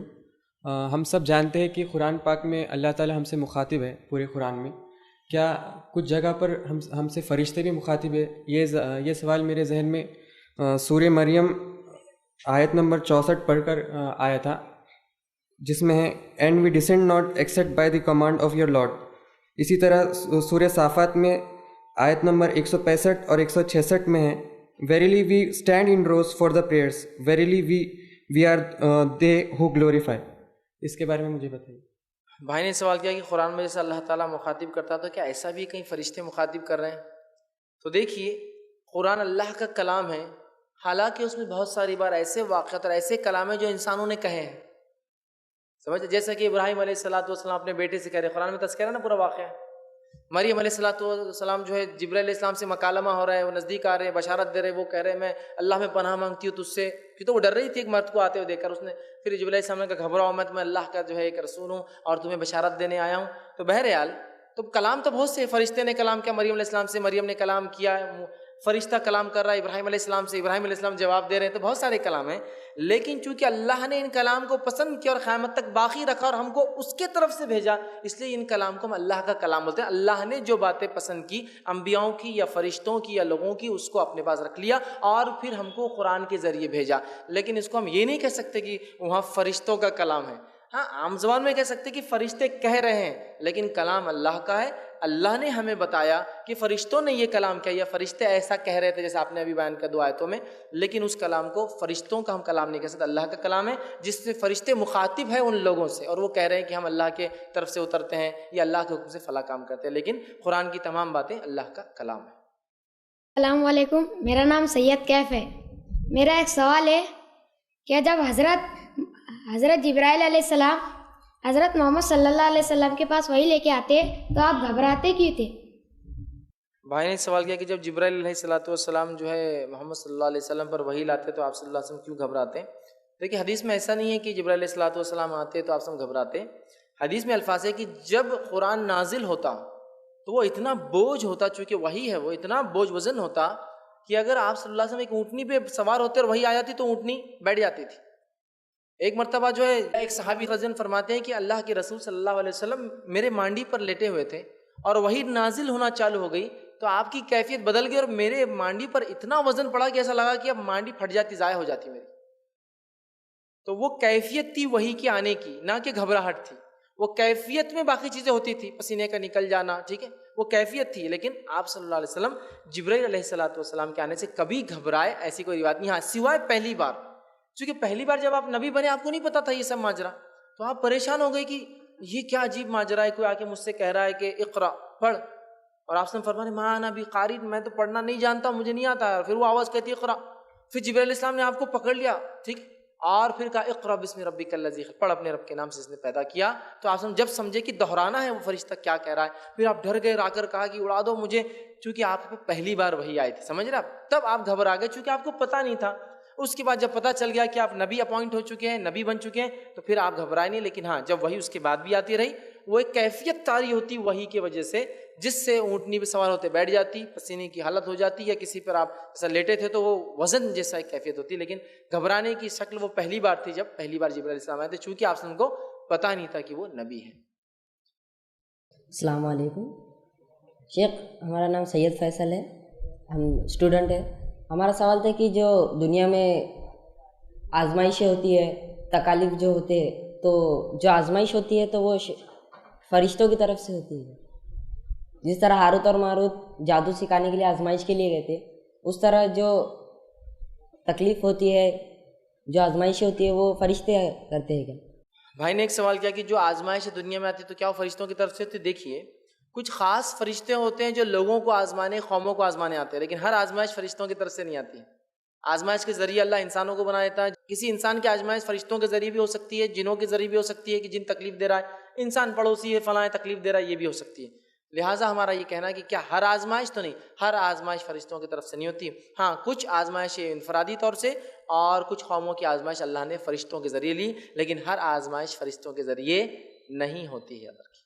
السلام علیکم، میرا نام جہانگیر ہے. اللہ تعالیٰ نے دنیا میں دن اور رات کا نظام 24 گھنٹے میں بنایا، تو فرشتوں کے لیے کیسا بنایا ہے؟ میرا یہ سوال ہے. بھائی نے سوال کیا کہ جیسے ہمارے دن اور رات 24 گھنٹے کے، تو فرشتوں کے لیے کیا معاملہ ہے؟ تو کہ چونکہ فرشتے دیکھیے ٹائم زون کے ادھر رہتے ہیں، دن و رات کا معاملہ ہمارے ٹائم زون کا ہے، 24 گھنٹے کا دن لیکن یہاں سے نکل کے مارس پر چلے جائے تو وہاں کا دن مختلف ہوتا ہے ہمارے دن سے. مرکیوری چلے جائے جو سب سے پہلا جو ہے اس کا دن بہت چھوٹا ہوتا ہے. اسی طرح آپ جتنے دور جائیں گے دن مختلف ہوتے ہیں. تو دن اور رات 24 گھنٹے کا یہ ہمارے لیے ٹائم زون. لیکن جب ہم دنیا سے گزر جاتے ہیں, مر جاتے ہیں, تو ٹائم زون سے نکل گئے ہم. یہ پیمائش 24 گھنٹے اور یہ سب وہاں نہیں بچتے ہیں. واللہ عالم, ہم نہیں جانتے. لیکن ایک بات جو ہم جانتے ہیں قرآن سے وہ یہ ہے کہ فرشتے اس روز جو قیامت دن اتریں گے تو وہ ہماری گنتی کے اعتبار سے 1000 سال کا دن ہوگا. اور دوسری آیت میں بیان ہوتا ہے کہ انسانوں کے لیے اس روز قیامت کے دن ایک دن جو ہے 50,000 سال کے برابر ہوگا. ہماری گنتی کے اعتبار سے آخرت کا ایک دن 50,000 ایئرس کا ہوگا, 50,000 سال, اور فرشتوں کے لیے 1000 سال. لیکن ہم یہ نہیں جانتے کہ ان کا دن رات کیسی ہوتی ہے. ہم تو یہ بھی نہیں جانتے دن رات ہوتی ہے نہیں ہوتی ہے ان کے لیے. وہ ٹائم زون سے ادھر کی بات ہے. لہٰذا واللہ عالم ہم نہیں جانتے. انسان جب دنیا سے چلا جائیں گا, آخرت قائم ہو جائیں گی, جنت میں چلے جائیں گے, تو ایسے بہت سارے سوالات ہیں جو انشاءاللہ عزیز وہاں ہم پوچھ سکتے ہیں, یہ کیسا ہوتا تھا, وہ کیسے ہوتا تھا. بہرحال واللہ عالم ہم نہیں جانتے اس کا کیا معاملہ ہے. السلام علیکم. ابلیس جو ہے وہ مشرک ہے یا کافر ہے؟ تو میرا سوال پورا نہیں ہے. اگر سے وہ کافر نہیں ہے, وہ کافر ہے اور مشرک نہیں ہے, تو جو جس طرح سے عذاب جاریہ ہوتا ہے اور ثواب جاریہ ہوتا ہے, تو وہ شرک کی جو ایجاد کی ہے اس نے ابلیس نے شرک کروایا. پہلا شرک کروانے والا ابلیس تھا. تو اس کا جو عذاب جاریہ ہے, عذاب جو ہے اس کو ابھی تک مل رہا ہے. تو کیا وہ مشرک ہوگا یا پھر کافر ہوگا؟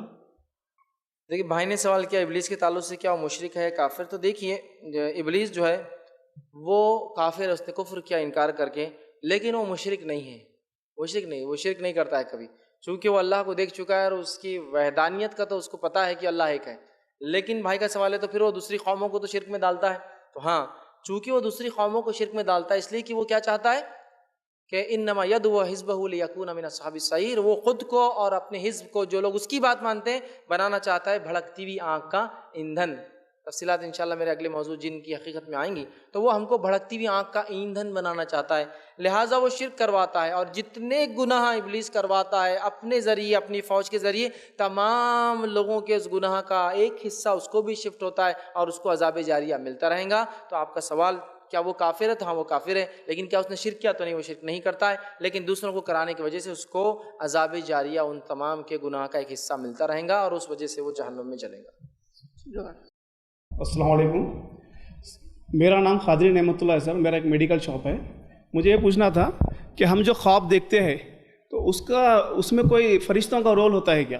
کیونکہ کبھی کبھی ہم ایسی کچھ چیز دیکھتے ہیں جو میلوں دور ہونے کی ہوتی ہے اور خواب میں آتی ہے وہ, لیکن دوسرے تیسرے دن ہم کو وہ حقیقت میں تبدیل ہوتی نظر آتی ہے.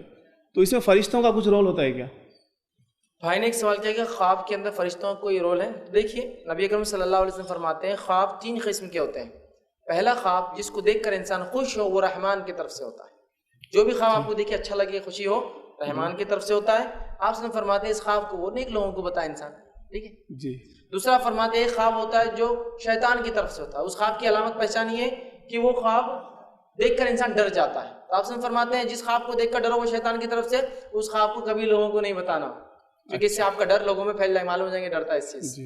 تیسرا فرماتے ہیں خواب وہ ہوتا ہے جو نفسیات, سائیکالوجی, ہیومن, کچھ بھی دیکھتا ہے انسان. خواب میں بھاگنا نہیں آ رہا, شیر پیچھے لگ گیا, سائیکل چلانا آ رہی نہیں, سوئمنگ جم رہی نہیں, حالانکہ بیسٹ سوئمر ہے لیکن خواب میں سوئم نہیں آتا ہے نا. تو یہ نفسیات ہوتی ہے اس کی, ٹھیک ہے. تو نفسیات سے یہ خواب ہوتے ہیں. لیکن فرشتوں کا چونکہ آپ نے رول کہا, حدیث میں کہیں فرشتوں کا رول خواب میں نہیں آتا ہے. رحمان کی طرف سے, شیطان کی طرف سے, نفسیات, سائیکالوجی, لیکن اس میں فرشتوں کا تذکرہ چونکہ نہیں ہے تو لہٰذا میرے لیے بولنا ممکن نہیں کہ کیا فرشتوں کا رول خواب میں ہوتا ہے, اچھے خواب میں.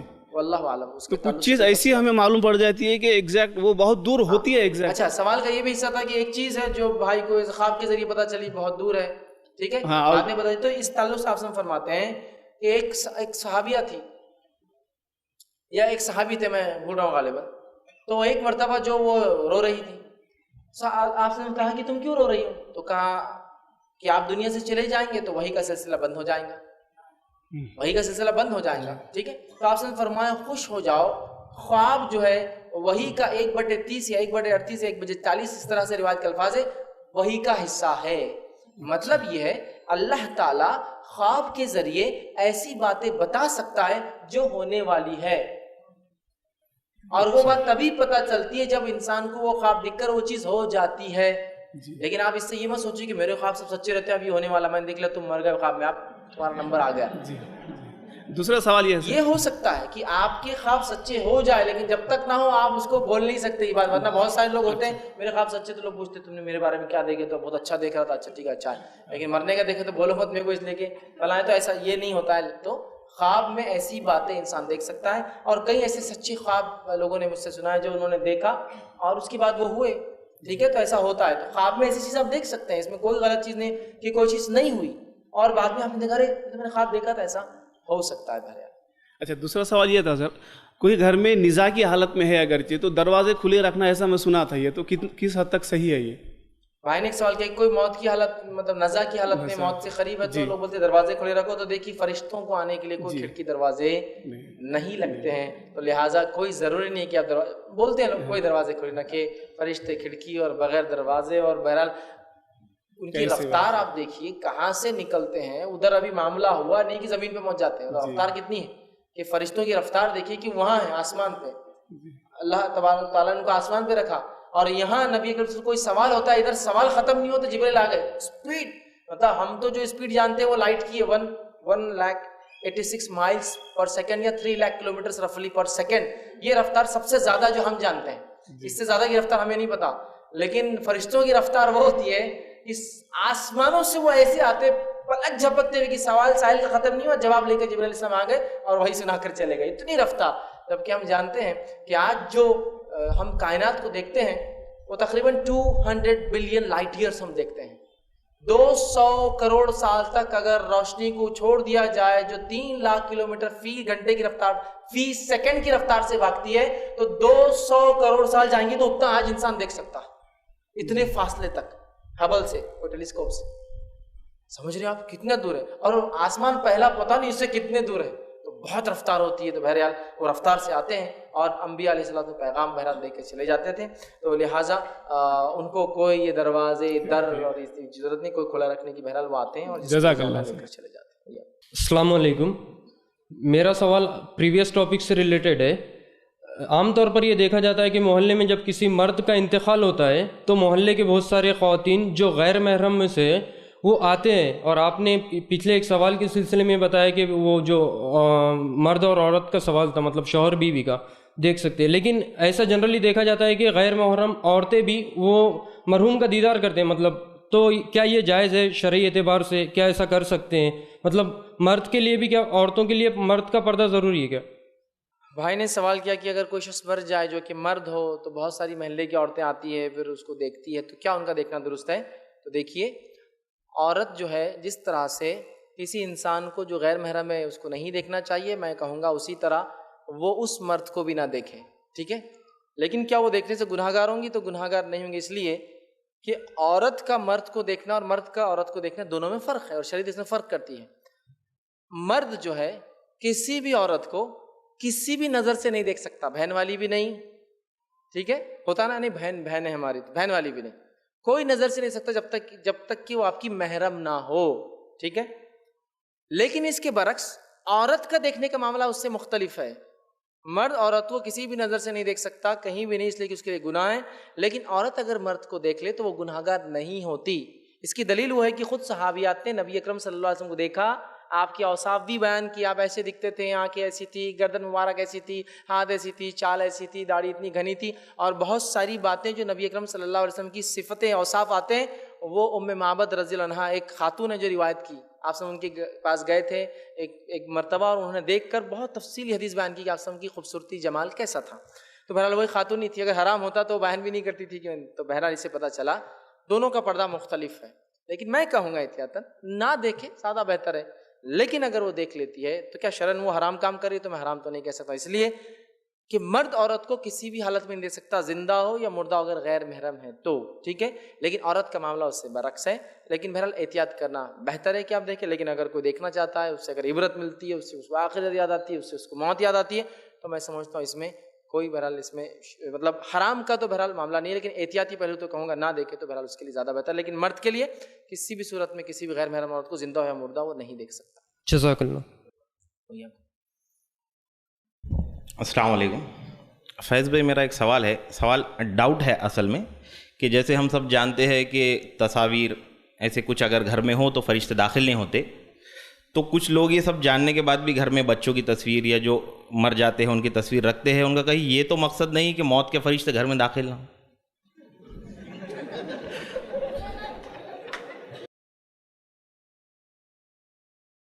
بھائی نے سوال کیا کہ کچھ لوگ جو ہے تصویروں کے تعلق سے یہ بات تو معروف ہے، حدیث میں آتا ہے کہ تصویر جس گھر میں ہو اور کتا جس گھر میں ہو تو فرشتے اس گھر میں داخل نہیں ہوتے، تو کیا وہ لوگ اس لیے تصویر رکھ دیتے جیسے اپنے مرے ہوئے لوگوں کی، بچوں کی، کہ فرشتے داخل نہ ہوں؟ دیکھیے موت کے فرشتے کے لیے الفاظ نہیں، حدیث میں رحمت کے فرشتے اس گھر میں نہیں آتے یا فرشتے نہیں آتے، جو جس گھر میں کتا اور تصویر ہو ملک الموت کو تو کوئی نہیں روک سکتا، جب اپوائنٹڈ ٹائم ہے، جس وقت آنا ہے اور جس کو لے جانا ہے شور شاٹ لے جاتے اس وقت آ کر، کوئی اس میں وہ نہیں۔ اب بہت سے لوگ ملک الموت ایک ہوں گے تو اتنے لوگ ایک ساتھ مر جاتے جب کیسا کرتے ہوں گے، وہ عالم غائب کی بات ہے بھائی، آپ مطلب جو ٹائم زون سے ادھر کی بات چالو ہے ادھر۔ ہو سکتا آج ہمارے جو لوگ کمپیوٹر سے ریلیٹڈ ہے وہ جانتے ہیں کہ ایک جو راؤٹر ہوتا ہے پتہ نہیں وہ کتنے سیکنڈ کے کتنے لاکھ پارٹ کے اندر لوگوں کو الگ الگ وہ سرو کرتا جاتا ہے، ٹھیک، اس کا لے لو اس کا لے لو، آئی پی فلاں کا، اتنے تو فرشتوں کی رفتار کیا ہے میں تو بتا چکا ہوں ابھی، کیا رفتار ہے جب دنیا میں آلات اتنے تیز ہو سکتے ہیں کہ سیکنڈ کے 10 لاکھویں حصے کی رفتار سے وہ آئی پی ایشو کرتے ہیں اور لے کر ان کو ڈیٹا دے رہا ہے، فرشتوں کی رفتار تو وہ تو اللہ ہی جانتا ہے کیا رفتار ہے، بہت ہے تو واللہ عالم۔ لیکن بہرحال ملک الموت کی وجہ سے اگر کوئی کر رہا ہے، مالک الموت کے لیے کوئی تصویر آرٹ نہیں ہے، کوئی سمندر کے اندر آرٹ نہیں ہے، کوئی آسمانوں سے اوپر چلا جائے، وہ جب آنا ہے جس کے لیے آنا ہے بھیجے جاتے ہیں اور اس کو لے کر اپنے ساتھ بہرحال چلے جاتے ہیں۔ جزاک اللہ۔ السلام علیکم، میرا نام عبدالوہاب انس ہے۔ میرا یہ کوشچن یہ ہے کہ آپ نے اپنی اسپیچ کے دوران یہ بتایا کہ اللہ تعالیٰ نے فرشتوں کو، اللہ تعالیٰ نے انسانوں کو اپنی عبادت کے لیے پیدا کیا، اور قرآن مجید میں بھی ہے کہ وما خلقت الجن الا انسان الا لیعبدون، تو فرشتوں کو اللہ تعالیٰ نے کیوں پیدا کیا؟ دیکھیے بھائی کا سوال ہے کہ اللہ تعالیٰ نے فرشتوں کیوں پیدا کیا، تو اللہ تعالیٰ نے فرشتوں کو اپنی حمد و ثنا، تسبیح اور عبادت کے لیے پیدا کیا، ان کو بھی، جس کے تعلق سے پوری تفصیلات آپ سورہ بقرہ کی ابتدا میں پڑھی ہے کہ انہوں نے کہا اے اللہ تو ان آدم کو کیوں بناتا جبکہ ہم ہیں نا تیری تسبیح اور پاکی بیان کرنے کے لیے۔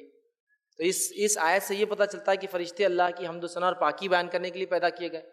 اسی طرح مختلف امور کام اللہ نے دے رکھے، وہ کام کرنے کے لیے پیدا کیے، امور ہے نا الگ الگ، پہاڑ کا فرشتہ، بارش برسانے کا ایک فرشتہ ہے، اور اسی طرح جو ہے اولاد کی وجود میں لانے کے لیے ایک فرشتہ، موت کے لیے ایک فرشتہ، تو بہرحال مختلف کام ہیں۔ تو اللہ نے فرشتوں کو اپنی حمد و ثنا، تسبیح، بڑائی بیان کرنے کے لیے، اسی طرح جو ہے کچھ کام اللہ رب العزت نے دے رکھے ہیں۔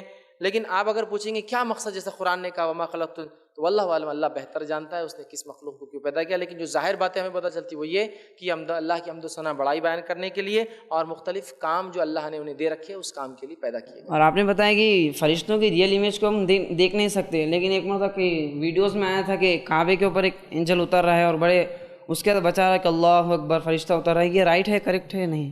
بھائی نے ایک سوال کیا کہ ایک ویڈیو آیا تھا جس کے اندر کوئی پتہ نہیں کوئی سفید رنگ کی چیز ہوا میں اڑ رہی ہے، کعبے کے اطراف گھوم رہی ہے، اور ویڈیو میں نے بھی دیکھا کہ بولے فرشتہ طواف کر رہا کعبے کا، پتہ نہیں لوگ کہاں سے لا لیتے، وہ گھٹیا قسم کی ایڈیٹنگ تھی وہ، یا پھر ویڈیو خراب ہوں گا اور اس میں کچھ تو بھی نظر آ رہا ہے، اور یہ بہت سارے لوگ تو بنا لیتے ہیں اور بولتے ہیں جھوٹ اس لیے ہم بول رہے ہیں کہ لوگ نیکی کی طرف بڑھے، فرشتہ نظر آ گیا دیکھو فلاں، تو یاد رکھیے وہ ویڈیو سب ایڈیٹڈ ہوتے ہیں اور اس کی کوئی حقیقت نہیں۔ فرشتوں کے لیے بیت المعمور ہے، وہ وہاں کریں گے، یا ایک غائبی کی شکلیں ایک الگ چیز ہے، لیکن اس طرح سے کوئی اڑتے ہوئے نظر آ رہا، کعبے پہ روشنی اتر رہی جا رہی، فرشتہ آیا، اس کی کوئی حقیقت نہیں، سوائے وہ کیمرے کا اوپر جاتے تھے کہ روشنی کی ایسی کرن نظر آتی ہے جو کعبے تک جا رہی ہے، وہ ایک عام بات ہے۔ آپ دیکھیے لائٹس جب چلتی ہے، عکس پڑتا ہے کیمراز پر تو پھیل جاتی ہے، تو اس کی کوئی بہرحال حقیقت نہیں ہے، تو فرشتے ایسے کسی کو نظر نہیں آتے۔ ہاں ایک زمانہ آئے گا جب عیسیٰ علیہ السلام نازل ہوں گے، ایک تفصیلی بہرحال اس کا عنوان ہے میرا، تب انسان فرشتوں کو اپنی آنکھوں سے دیکھیں گے۔ عیسیٰ علیہ السلام 2 فرشتوں کے کاندھوں پہ ہاتھ رکھ کے آئیں گے، آپ نے فرمایا تم فرشتوں کو دیکھو گے نیچے اترتے ہوئے، وہ ایک الگ چیز ہے،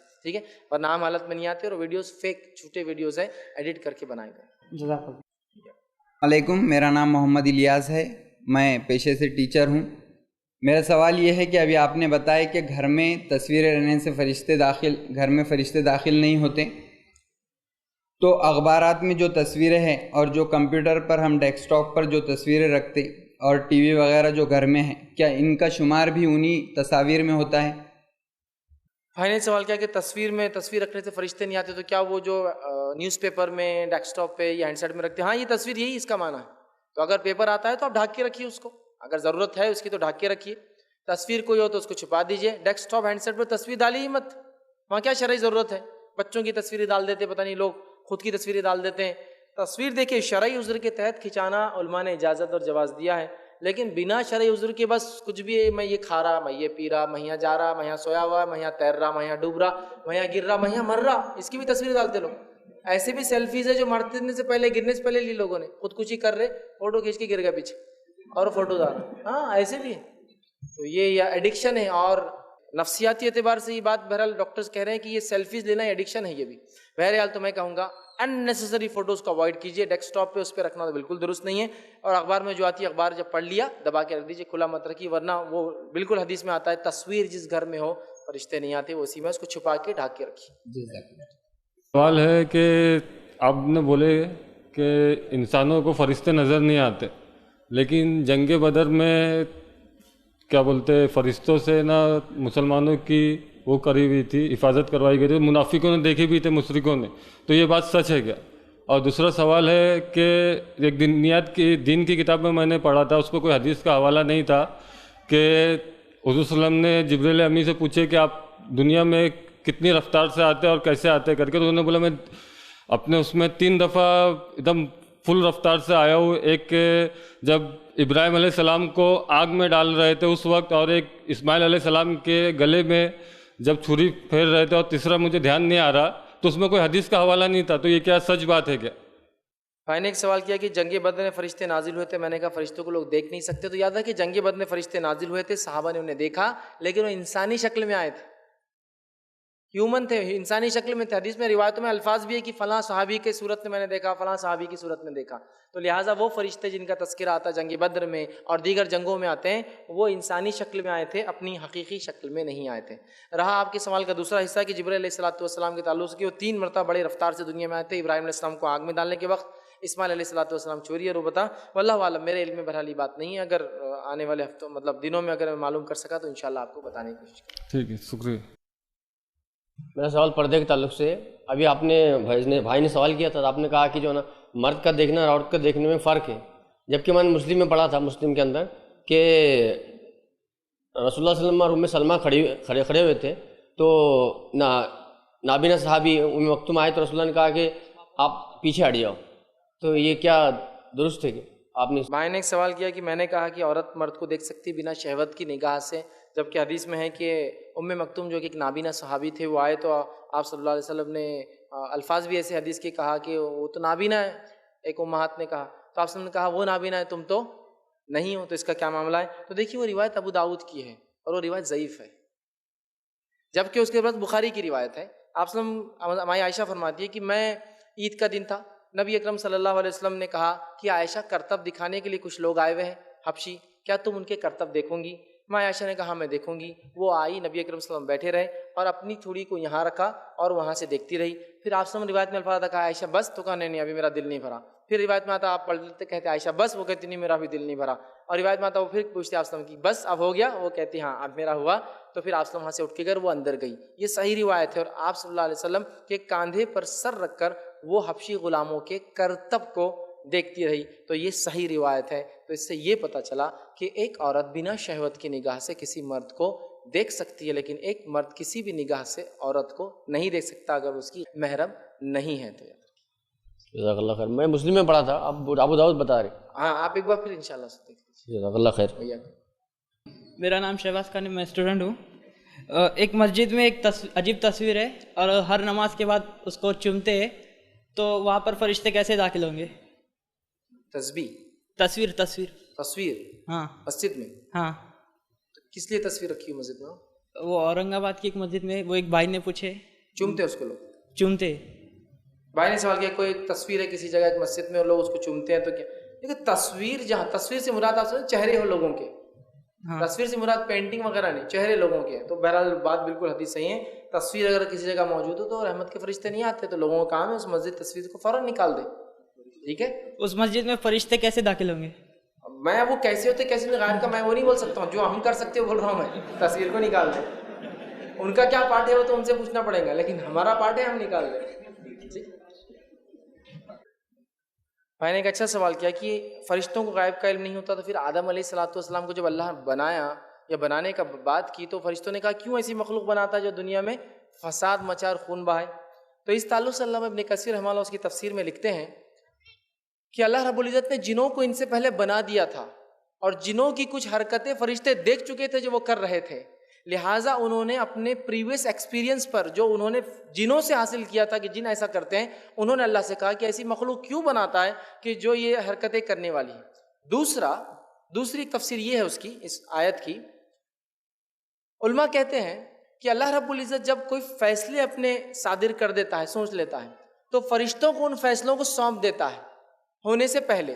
مثال کے طور پر ایک انسان کی موت ہے تو اللہ فرشتے کو وہ احکام دے دیتا ہے، فرشتے ان احکام کو لے کے پہلے آسمان پر ڈسکشن کرتے رہتے ہیں کہ وہ مجھے یہ حکم ملا کہ اس کو یہ کر دو، اور وہی موقع ہوتا ہے جہاں شیطان کی وہاں تک رسائی ہوتی ہے پہلے آسمان تک، وہاں سے وہ بات کو چرا سکتا ہے اور سن لیتا ہے، سمجھے جو فیصلے ہوتے ہیں.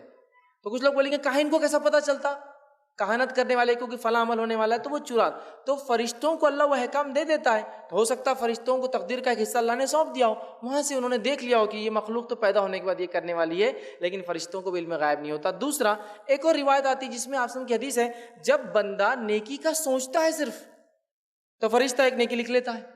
اب سوال یہ کہ فرشتوں کو کیسا پتہ چلتا ہے، تو میری سوچ ہے.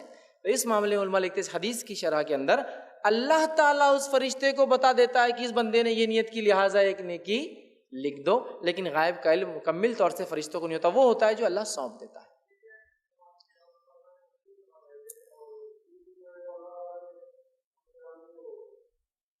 ہاں